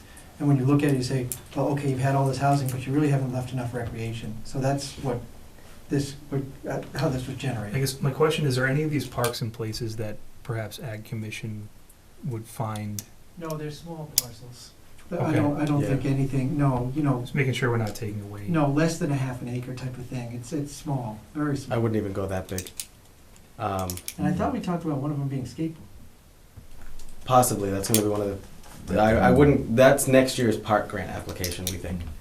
I can tell you the biggest place that we're looking at for these pocket parks is we own a portion of the parking lot next to the post office, between the pharmacy and the post office, but the land that actually goes forward from that, we own a small portion of that before it gets to the Cemetery Grill and that building there. Okay. So putting in one there, that's probably gonna be the biggest one. Okay. I am pro playground equipment. I don't know that I'm pro playground equipment on this tiny little, but that's just me. In the I'd back like- alley of a barn. Yeah, I mean, I benches, absolutely, an apple Danger, tree, I would danger. love Yeah. it. I don't know about Well, part of the grant funding that we're looking is designing these Yeah. two. So that'll come into the design phase. You gotta get the grant first before you discuss Exactly. where But I can't and stress when. enough how much we cranked it up. Well, yeah, because- so as was said I at, get I it. think it was 2-3 board meetings ago, we weren't sure we were even gonna be eligible to do it Right. because of the rate limitation bylaw that, or development, yeah, that one, that was passed at town meeting. Housing Choice originally told us we weren't gonna be eligible for it. And then after the director went back and reviewed the actual text of the bylaw, that she realized that if we hit our 36 permits per year, we're still over the 5% minimum that's required for Housing Choice. So they allowed us to stay on as a Housing Choice community. If we don't hit those permits, do we have to pay the money back, or are we No. kind of just hypothetically approved? It's just approved based on what we're allowed to do. And so, is this true? Out of all the housing choice communities, us and Holden were We're the in only two that similar were under. situations Yeah. where, okay. Yep. Well, I'm glad we got it. I'm glad you guys were able to crank it out in time. Hopefully we'll. Rich, we used GIS.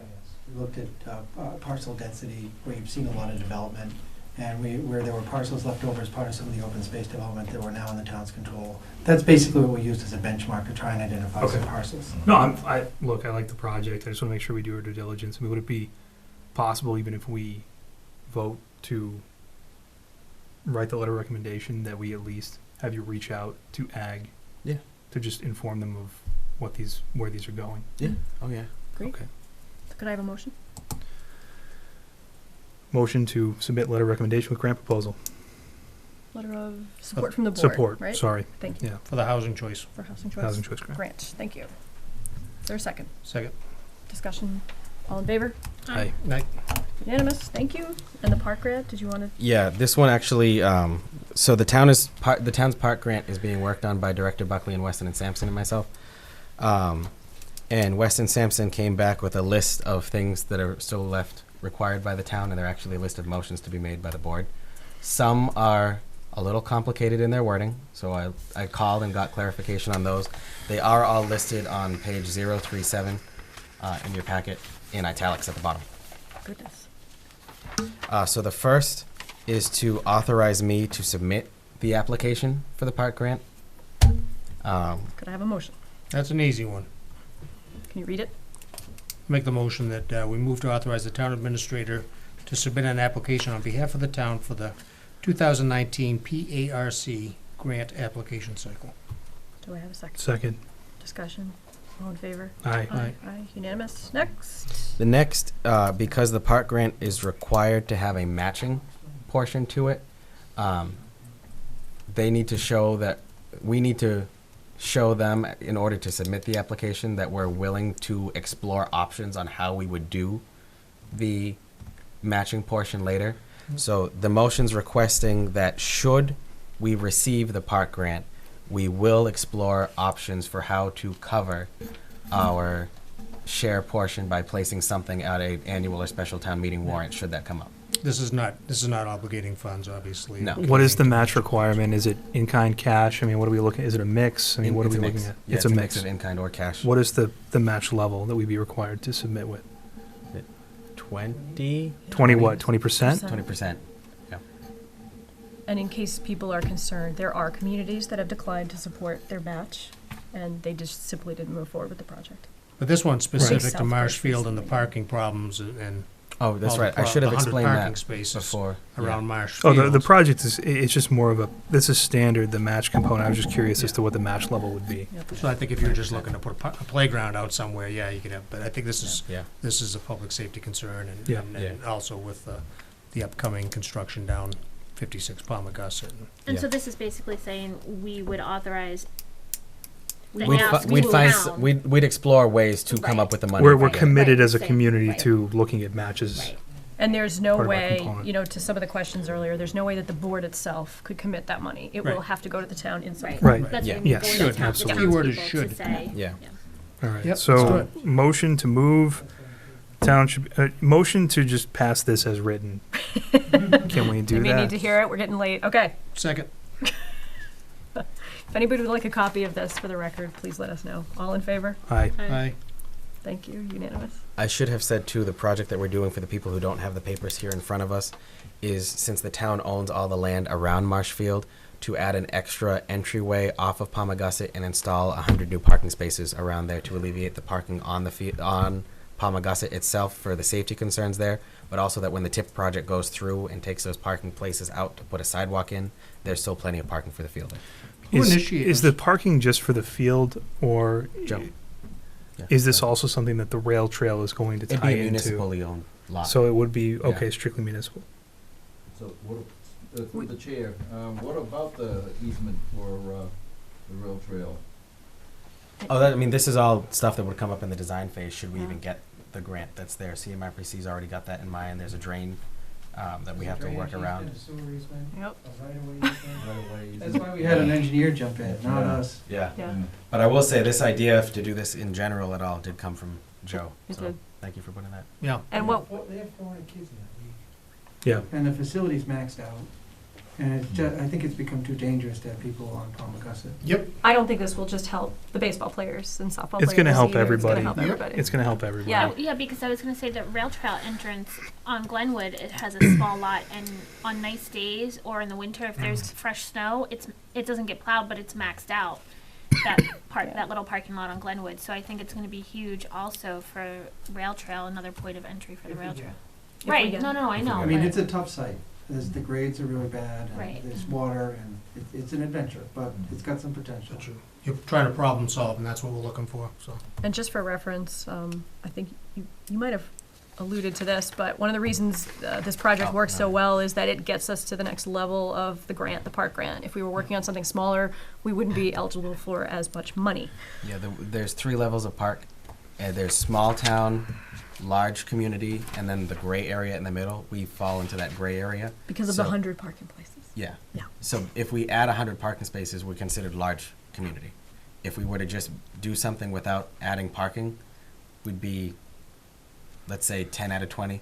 Yeah. But if we were a small community, which we need 7,000-ish for, which we're over, we'd probably get 5, but we'd be available for another 10 in a separate grant that they do as well, too. So there's technically 15 there. So And we're tying in with Andy that 100 Goby and parking. Kim Ferguson on these? Yep. Yep, they'll be sending letters of support for these grants as well. Thanks. Would it be helpful to have the rail trail folks send a letter of support also, or not? Yeah, I if can it's reach out for them too. municipal parking for, I don't know. I would just keep that separate, to be Okay. honest. They just got their grants for the year through Mass Trails grants. I would guess that they're gonna just wait and see what our engineering ends up with before they'd be all that interested in getting involved. That's just me. I mean, it wouldn't hurt to talk to them. Great. All right, we have the third one, Mike? Lots of motions. I moved to establish parks account. Yep. That one there is because since we're allowed to collect donations to help pay our match for it, we need to show that we have a place to store these donations. So we need the board to vote to create a gift account for us to be able to collect donations to build this parking lot. Do we may have to not. have startup money for that? Was that? No, just open an account No, to just open the deposit the account. funds into. Yeah, we don't have to have any side up there. We may get donations, we may not. We just need to show that if we do, there's a place to put them. Yeah. Motion to move to establish a parks gift account to allow for donations to be collected by the town for the purpose of improving town recreational spaces and activities. Second? Discussion? All in favor? Aye. Aye. Aye. Aye, unanimous. The last one? No, there's 2 left. Two, oh. Yeah. The I thought next that was one, Oh, it is, oh. park is There's 3 left. requires. Yeah. Reasonable. No, one goes on.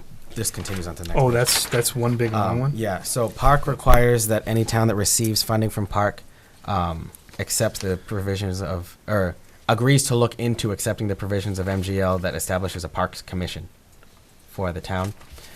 So this is, should we receive the grant, then we will explore the options of accepting Massachusetts General Laws, Chapter 45, Section 2, that would establish a Parks Commission if passed at a special or annual town meeting in the future. Parks. All right. The Motion, town's- oh, go sorry. ahead. No, we can second for discussion. Yep. Go ahead. Go ahead. Motion that in the event the town is awarded a grant through the 2019 park grant application cycle, that the select board place an article on the following annual and/or special town meeting warrant to accept the provisions of MGL Chapter 45, Section 2, to establish an official parks commission for the town of Rutland. I'll second for discussion, but my question just was, the town has never had a parks commission. It's all been officially operated under the DPW. There's been a recreation department in the past that kind of has helped in some aspects, but there's never been an official parks commission. Is that Correct. a true statement? Yeah. 100% true. You mean like Parks and Rec, like the show? Yeah. No. I think there's a comment from the audience. Yes. Anderson, 4 Pleasantdale Road. Oh, I know what you're about to say. Go ahead. About 50 years ago, I was on the Parks Department. Yep. We had a department then, and we used the operation of the DPW lawnmowers and that, and we used to take care of it. And So we did have a commission. And it's funny you say that because it related to Putnam Park. Because we found documentation from 1934 from a town report that indicated getting money assigned to the care of Putnam Park, where apparently people used to swim. Who knew? But so you're right. I apologize. Park was self-made there. There was, I can remember Danny Connors and Dingley. Dick, you remember those names? But they dug it out, and that's where we used to swim until the bloodsuckers took care of us.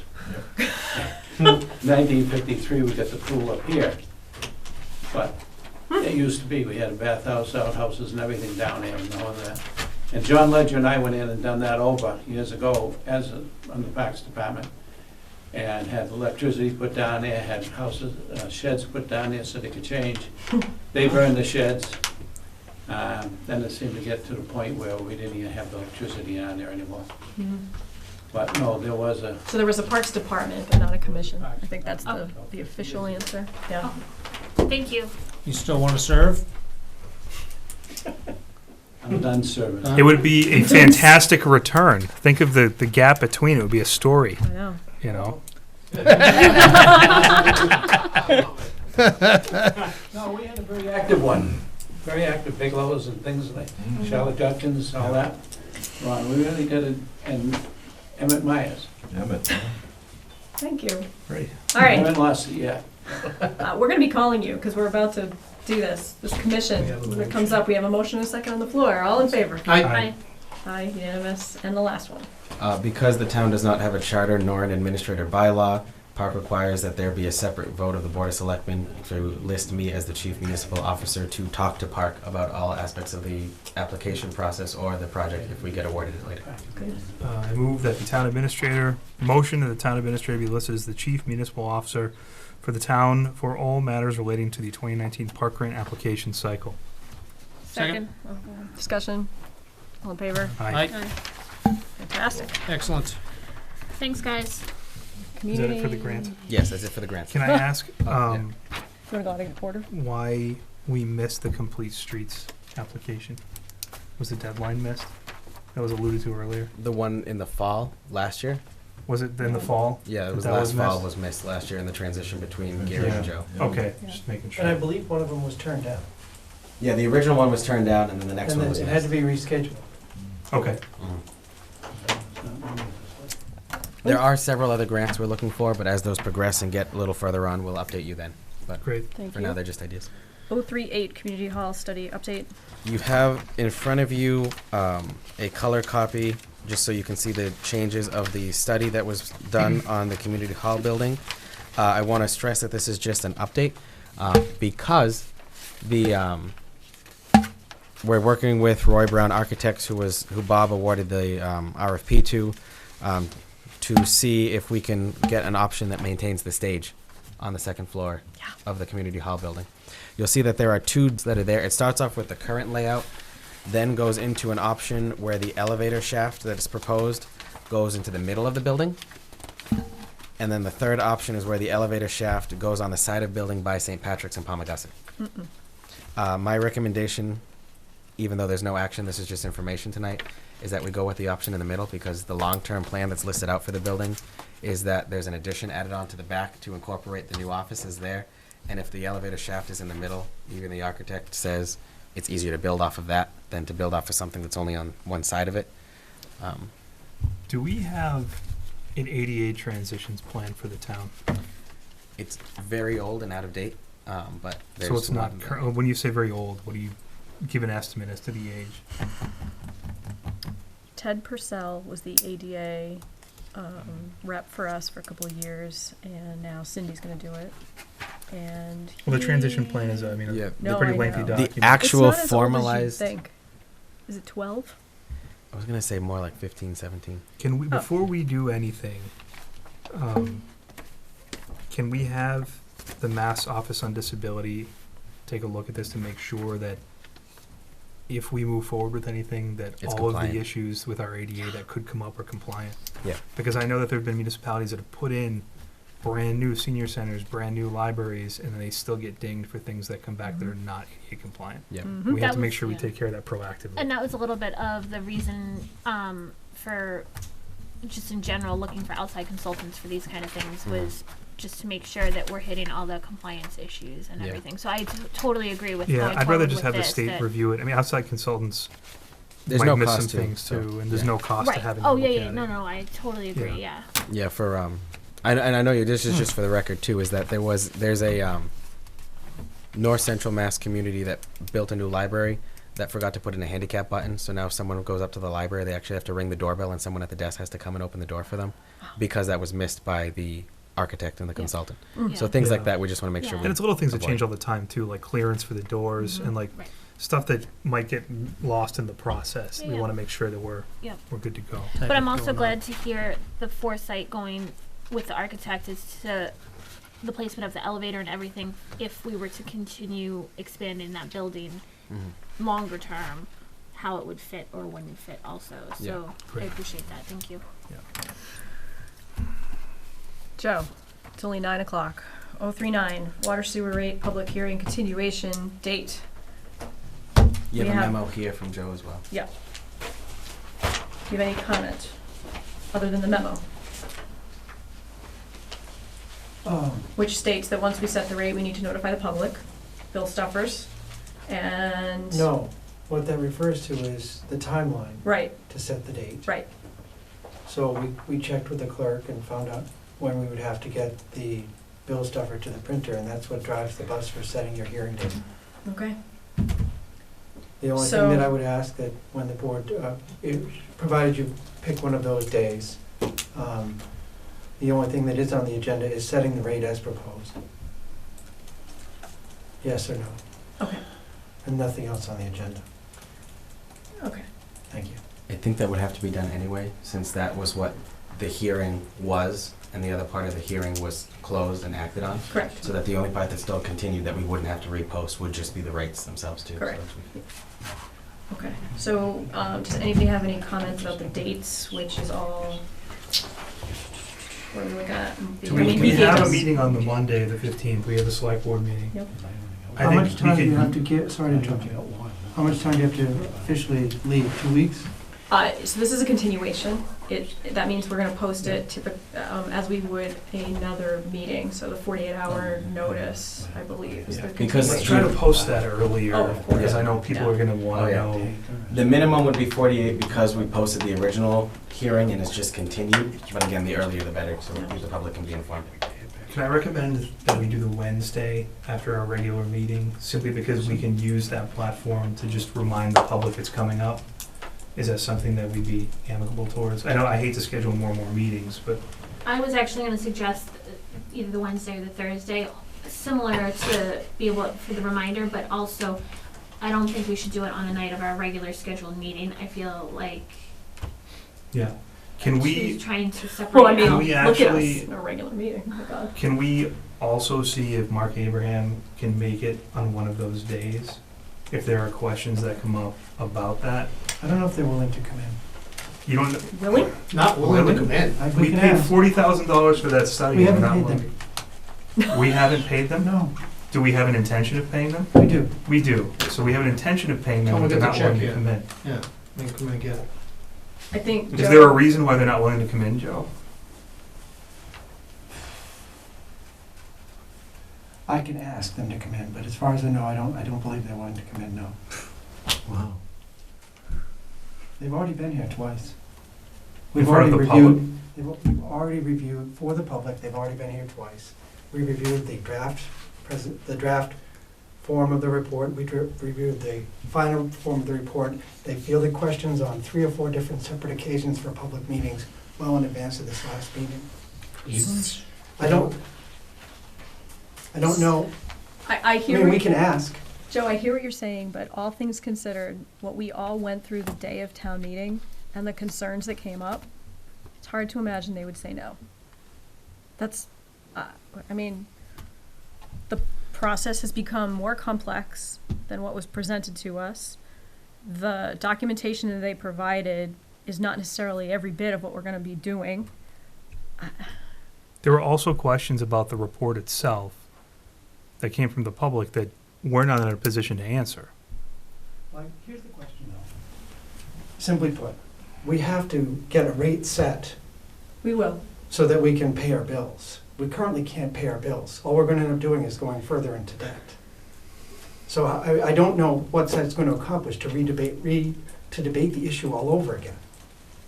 So So in, we proposed a rate. We've gone through the study, we have a study, we proposed a rate. Do we really wanna debate the background? Well, even the rates proposed, though, both through your office and Weston and Sampson, were different rates. Not by much, maybe a percentage point, but not by much, no, not by much, but we did take public input and made some changes. We may well make a couple more tweaks to the I don't know yet. A lot of people. I talked to Weston Sampson as recently as today. Yep. And asked them about getting the Abrams Group to come in, and they said no. The Abrams Group doesn't work directly for us, they work for Weston and Sampson. And then they've done what they were contracted to do. Well, then we keep that in mind next time their name comes forward for awarding a town contract or something. So Joe, to your point, and I do understand what you're saying, we simply have to set a rate. And I can't speak for the whole board, but you're right. We're gonna have to go into this meeting, 17th or 16th, whatever it is, and set the rate. But before we do, because of the situation we're in, we've gotta do what we can to show transparency to the ratepayers. They had questions, and you know, shame on me, this past hearing did not go as smoothly as our first hearing. We didn't set ground rules the way we had a year ago. And, you know, we had a small but very invested group of people who had things to say, and they did. And I don't know that it derailed the conversation, and it might have brought up questions that have come up before, and we feel like we're revisiting them. I don't disagree with you, but all things considered, I don't know. I don't see taking no for an answer. I really, Yeah. It was a hearing. It was a hearing. Well, it We was were a request from the hearing. And our role is to be the fact finders. I could ask. Okay. But as recently as today, the answer was no. I think it would be made abundantly clear, at least from my perspective, that it will be announced very clearly that the Abrams Group refused to participate in the final iteration of the public hearing. Okay. I can't possibly fathom paying someone the equivalency of a No. yearly police officer stipend to not show up at a public hearing when there are Yep. questions from the public. Would it be made available to answer questions from the public at a hearing, And public hearing? I don't wanna go through that again. Okay, I think we've beaten that to death, so is the date 17th? People like the 17th? Is that a Just so you know, Wednesday, or- Sheila, That's a Wednesday. I'm out, You're out. the 10th through the 20th. I apologize. Oh. Out of country. Unavoidable, but, Mhm. please You can call proceed. in. Please proceed. You can call in. International roaming rates. Plus 14 hours or something, I'm right? gonna be in Thailand, yeah, so, anyways. Thank you. 17? I could do 17th or 18th. 17th is I fine. cannot do 18th. 17th. 17? fine. So can I suggest something? Can we say 17th? Are we all right with 16th if Abrams Group can make it on the 16th but not the 17th? Can we give them two choices? I prefer the 16th over the 17th. You prefer the 16th. Anyone? 16?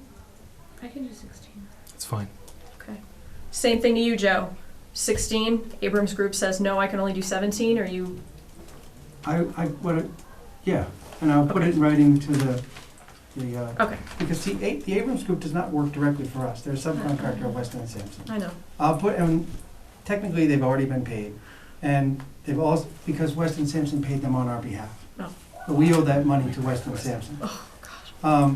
There's been so much work involved in this particular project. Both firms have actually exceeded their budget and haven't charged us. So I take some stock in that. I will gladly write Weston and Sampson and make your concerns known first thing in the morning. Thank you. What time are we starting? Should we just say 6 because that's when we start anyway? I don't. 6 sometimes is hard for people coming back from work, depending on, what we want for public input. It's pleasure of the board. 6 or 7, and we're going with the 16th as a first choice. I would entertain a Let's motion. just keep it at 6. Motion? Make a motion that we schedule a water sewer a continuation of our water sewer public hearing to set rates for Tuesday, July 6th at 6 p.m. 16th. Sorry. Tuesday, July 16th at 6 p.m. in the basement of the library. Only to be edited to change to the 17th if all interested parties could make that versus the 16th. Second. I didn't even get the room. Discussion? Basement of the Two quick library with the questions. C Do available. you want anyone else at the meeting? I think the board can chime in between you and Weston and Sampson. So you like Weston and Sampson? No, you weren't there last time. People obviously had a huge concern with that, understandably. If you feel you can answer anything Weston and Sampson could answer, then I would actually be comfortable having you there. That's just me. Anyone else?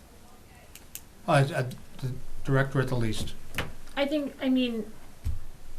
I would be fine with Joe. However, I do wonder if we're gonna shoot ourselves in the foot and by not having Weston and Sampson and then have complaints that Weston and Sampson's not there, that we're missing Another piece.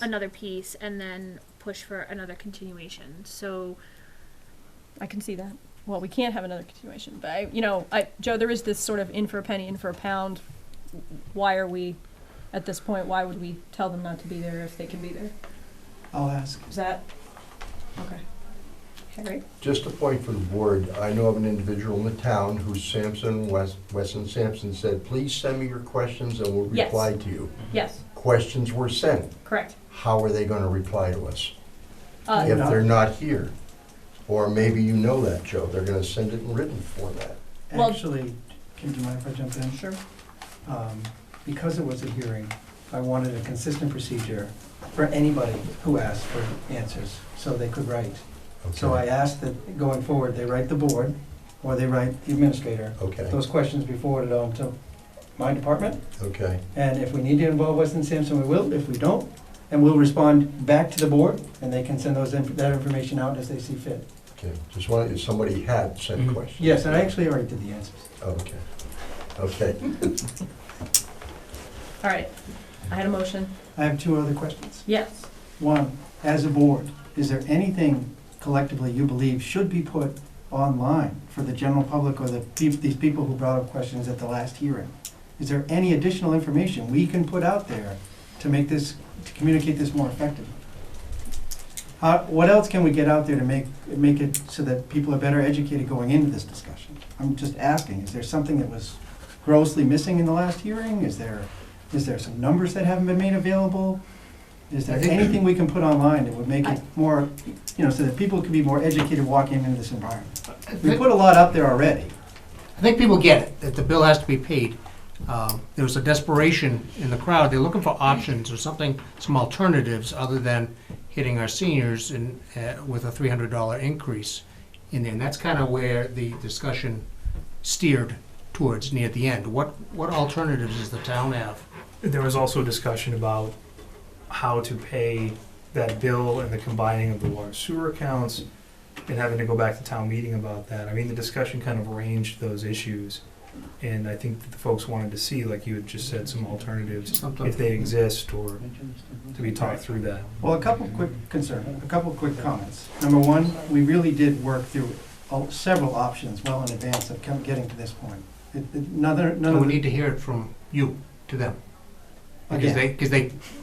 Again, yes, Okay. because I don't know how many hours it was for the meeting. 4.5. 4.5 hours with the same question directed at us. Yeah. Yes, again, with you and with Weston Sampson perhaps, and with the Abrams group, And I'll speak explaining that, and then we vote. plainly as I can, to avoid raising rates 250 to 300% in the last quarter of this year.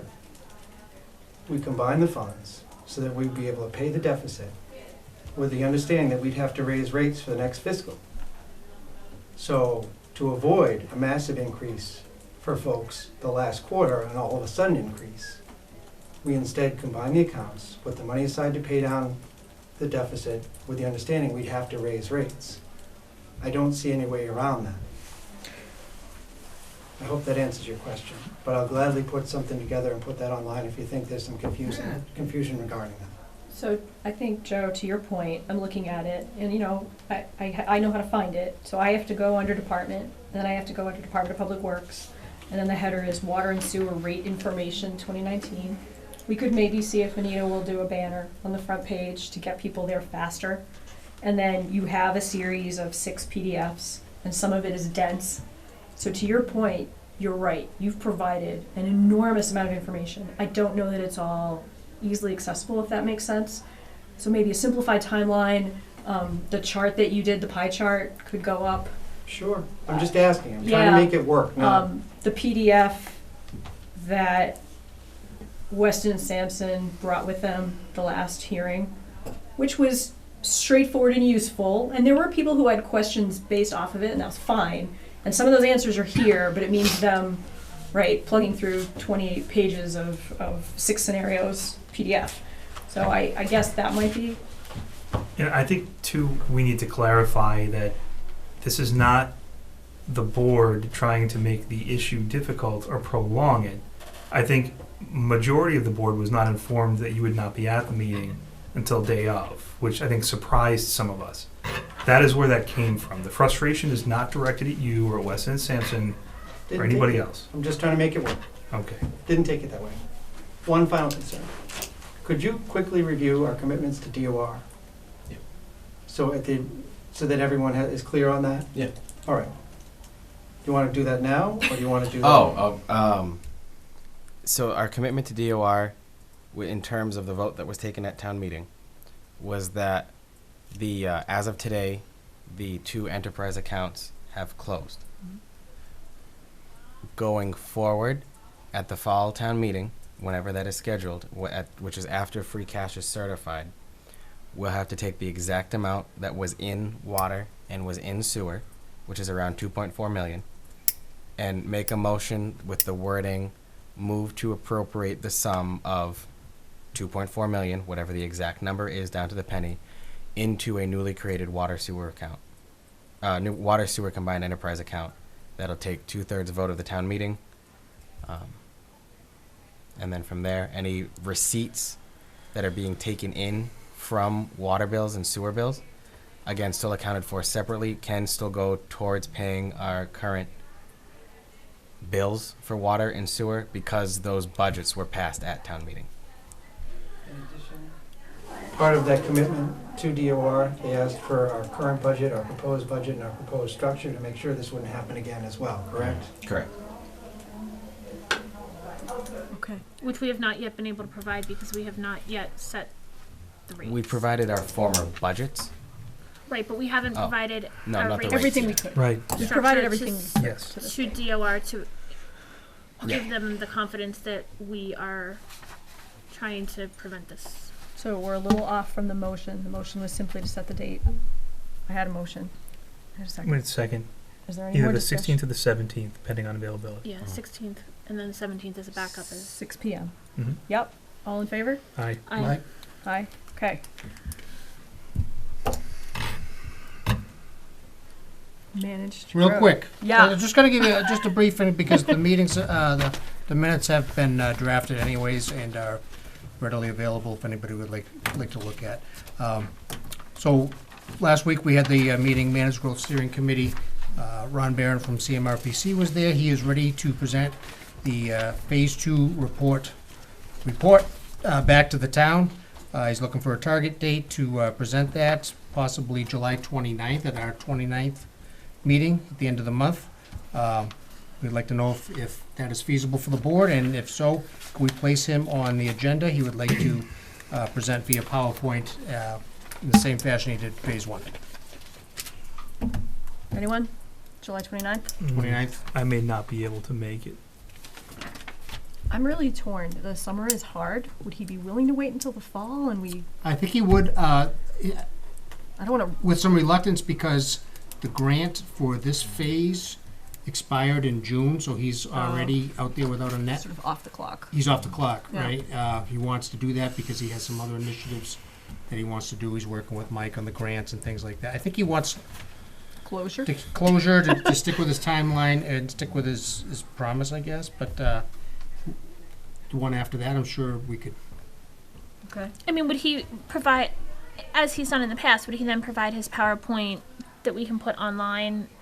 Yeah, In the past, he he's did done that, right? But you have So- to allot a half an hour for him anyways, you know. Right. So that's August 12th is the next meeting. So whatever the pleasure of the board is, we had discussed and agreed on the 29th is what he's thinking, but we can reach back to him and say, we want to get through July, so August 12th is more preferable. Yeah. Please. I'll send him an email.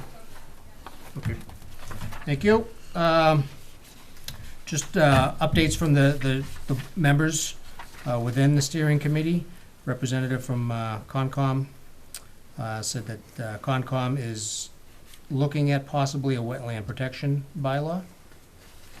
The planning board is in the process of updating a subdivision bylaw. CMRPC is looking at goals recommended. He provided a draft to us with an emphasis on exploring and updating our town plans, such as the master plan, open space plan, comprehensive housing plan, and the economic development strategic plan. CMRPC has submitted a grant proposal regarding economic development strategic plan that would focus on commercial zoning. They'd be able to provide technical assistance with pursuing more technical options. CMRPC is currently working with our town administrator on a housing choice grant Mike spoke to earlier about municipal vulnerability. And our next meeting will be Wednesday, August 21st at 6:30 in the library. Thank you. Thank you. Thank you very much. With prior discussion, because it's under the board's purview, can we look to perhaps see if there'd been any interest from anyone that's an active member of the building community joining that steering committee, simply to avoid future contention as these issues come up? That would be my only suggestion. It could even be a non-voting position, just if we're talking about policies that we're potentially going to look at that are going to impact the livelihood of people in town, we should at least have some representation there on that steering committee. I mean, the town's being sued or has been sued already based on that, the bylaw. Yeah, I think- would say no, but we should have a discussion if you wanted to put it on the agenda. And Can we do, I think there was discussion too about the charge of the managed growth and updating it. So maybe for the next meeting, can we do a review of managed growth, steering committee, its charge, how we probably need to change it a little bit or tweak it. We've now had an addition, so we need to update that list, and we should have discussion about whether to make it bigger and how to extend that, to your point, and we'll go from there, and how we would reach out at that point. So for example, to your point, do you do reach out to 2 community members or 3 or 5, or I don't know what that number is, one representing what you just described and one representing a typical homeowner? I don't really know. Right. I don't know what that looks like. yeah, So I can't imagine. I can't imagine. No. All right. Yeah? Yeah, we can put that on the next agenda. Great. Fantastic. Library Board of Trustees. I think we have another item that Mitch needs to recuse himself. We have had an application. Did it come in too late, Laura, for the big list? Is that what? No, this is, so since this is an elected position. Oh, we just have to appoint it's it. just filling the Yeah. elected position, yeah. Okay. Somebody's interested? I have to recuse and I have to leave the room.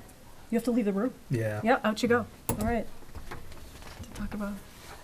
So we've had an application from Frank City. He is a retired high school teacher, 35 years at Milford High with a history degree, which makes me think, with a certification in social studies, which makes me think he should also be on historical commission. But maybe we can talk to him about that later.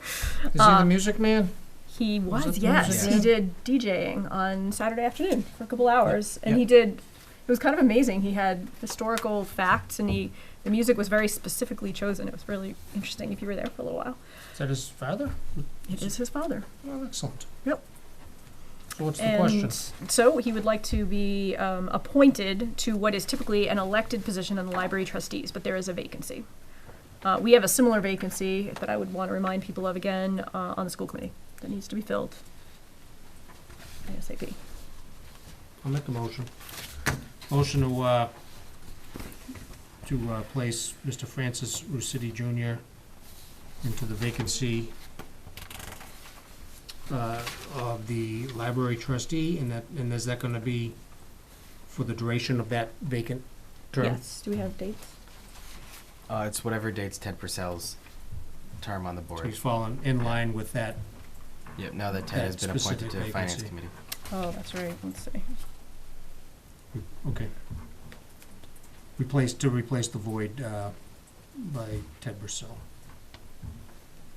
Let me see if I can find it. Ted Purcell. It wasn't updated, sadly. I assume. Oh no, actually, maybe it is updated, and this is the vacancy with an expiration date of 2020. So it looks like this is 1 year. I'll second. Any discussion? All in favor? Aye. Aye. Somebody want to get Mitch back? Not really, no. Hold the phone. Are you Mr. Ricidi? Yes, I am. We didn't even ask you to speak. Come on up. Oh. it's Sometimes we interview people, but I actually. You can interview if you. You were everything is wearing there. a hat and glasses on Saturday, No, and I right. would not have been able to pick you out of a crowd. I'm sorry, I didn't realize that you were in the room. I had never met you. Sorry. Well, welcome aboard. So now you heard us talk about you. Oh, yeah. Your background makes me think historical commission too. I get scared when I heard that. I taught psychology for 30 years as well as English. Oh, what commission would that fall under? They don't call that. They don't call that anymore. If anybody here was on the recertification board for the state of Massachusetts, I have a bone to pick with you. I think you're in luck. I had think to you're lose safe my here. Certification in English. All right, but that's all right. We're all in. Welcome aboard. Well, thank you for Thank volunteering. you. Appreciate it. More time in the building? Yeah. I appreciate the opportunity. I do. I've talked to Kerry on several occasions. You have a wonderful library. Yeah. You know, if you ever need me in any capacity, please don't hesitate to go through Selectman City. Thank you. Right. Thank you very much. Thank you. Thanks for having sticking a around history tonight. major Sorry to around. keep you so late. Oh, that's okay. I saw me way at the end. I didn't mind. Thank you very much. Have a good night. Thank you. Thank you. You could have said Yeah, that's something. terrible. Yeah, I mean, Could have taken them out of order. I legitimately did not know that was your father. Look, He was I'm wearing not. a I can't. hat I and- can't get involved. I don't know that. Good about him. I don't know that not getting involved extended to, hey, that's my dad in the corner. I don't know. Anyway, 044, we're almost there. Creation of the 300th anniversary gift account. We have a motion provided by the town administrator. Would someone like to read it? I'll move to establish a 300th anniversary gift account for the town and to authorize the town administrator to collect donations to be deposited in this account to be used to cover the expenses of the town's 300th anniversary celebrations. Second. I have a question. Why is it only you? Why are you collecting them? Why isn't the treasurer? Just, that's the language I can provide. You can certainly add treasure in there too. It's just me handing, it's me soliciting and her depositing. So yeah, Oh. you can add that in there. Okay. I think it's fine. Should we amend to town No, I was just administrator and treasurer? No. I think it's all right. Yeah. Okay. The treasurer will absolutely administer it no matter what we do. Yeah. Yeah. Okay. Okay. Aye. All in favor? Aye. Thank you. Unanimous. Town signs. Next one's in two parts. The motion that we're looking to create is to create the gift account so we can start fundraising for these. We have preliminary designs that we can discuss at a later date when Mr. Steiner is able to come in. But these are the proposed sketches that he has and the proposed prices and details. Again, that's just for review so we can discuss that later on. He said Rutland's colors have traditionally been Maroon. Really? Maroon and I just gold. want to show 23, it's in big letters, 23 karat pure gold leaf. I'm not sure that that will be the sign we can afford. Well, that's what the fire trucks are. Yeah. Well, that's the fire trucks. I mean, I don't- So Rutland's colors were traditionally maroon and gold, so that's why they're maroon and gold. my printer You're nodding, is yeah. red and yellow, so that's why So they're yeah, not it doesn't that- convey the actual pop that That's they'll true. have. Exactly. You get the point, though. So just looking to create the gift account so we can start, again, town administrator, so we can solicit, and then we give it to Becky to administer the account.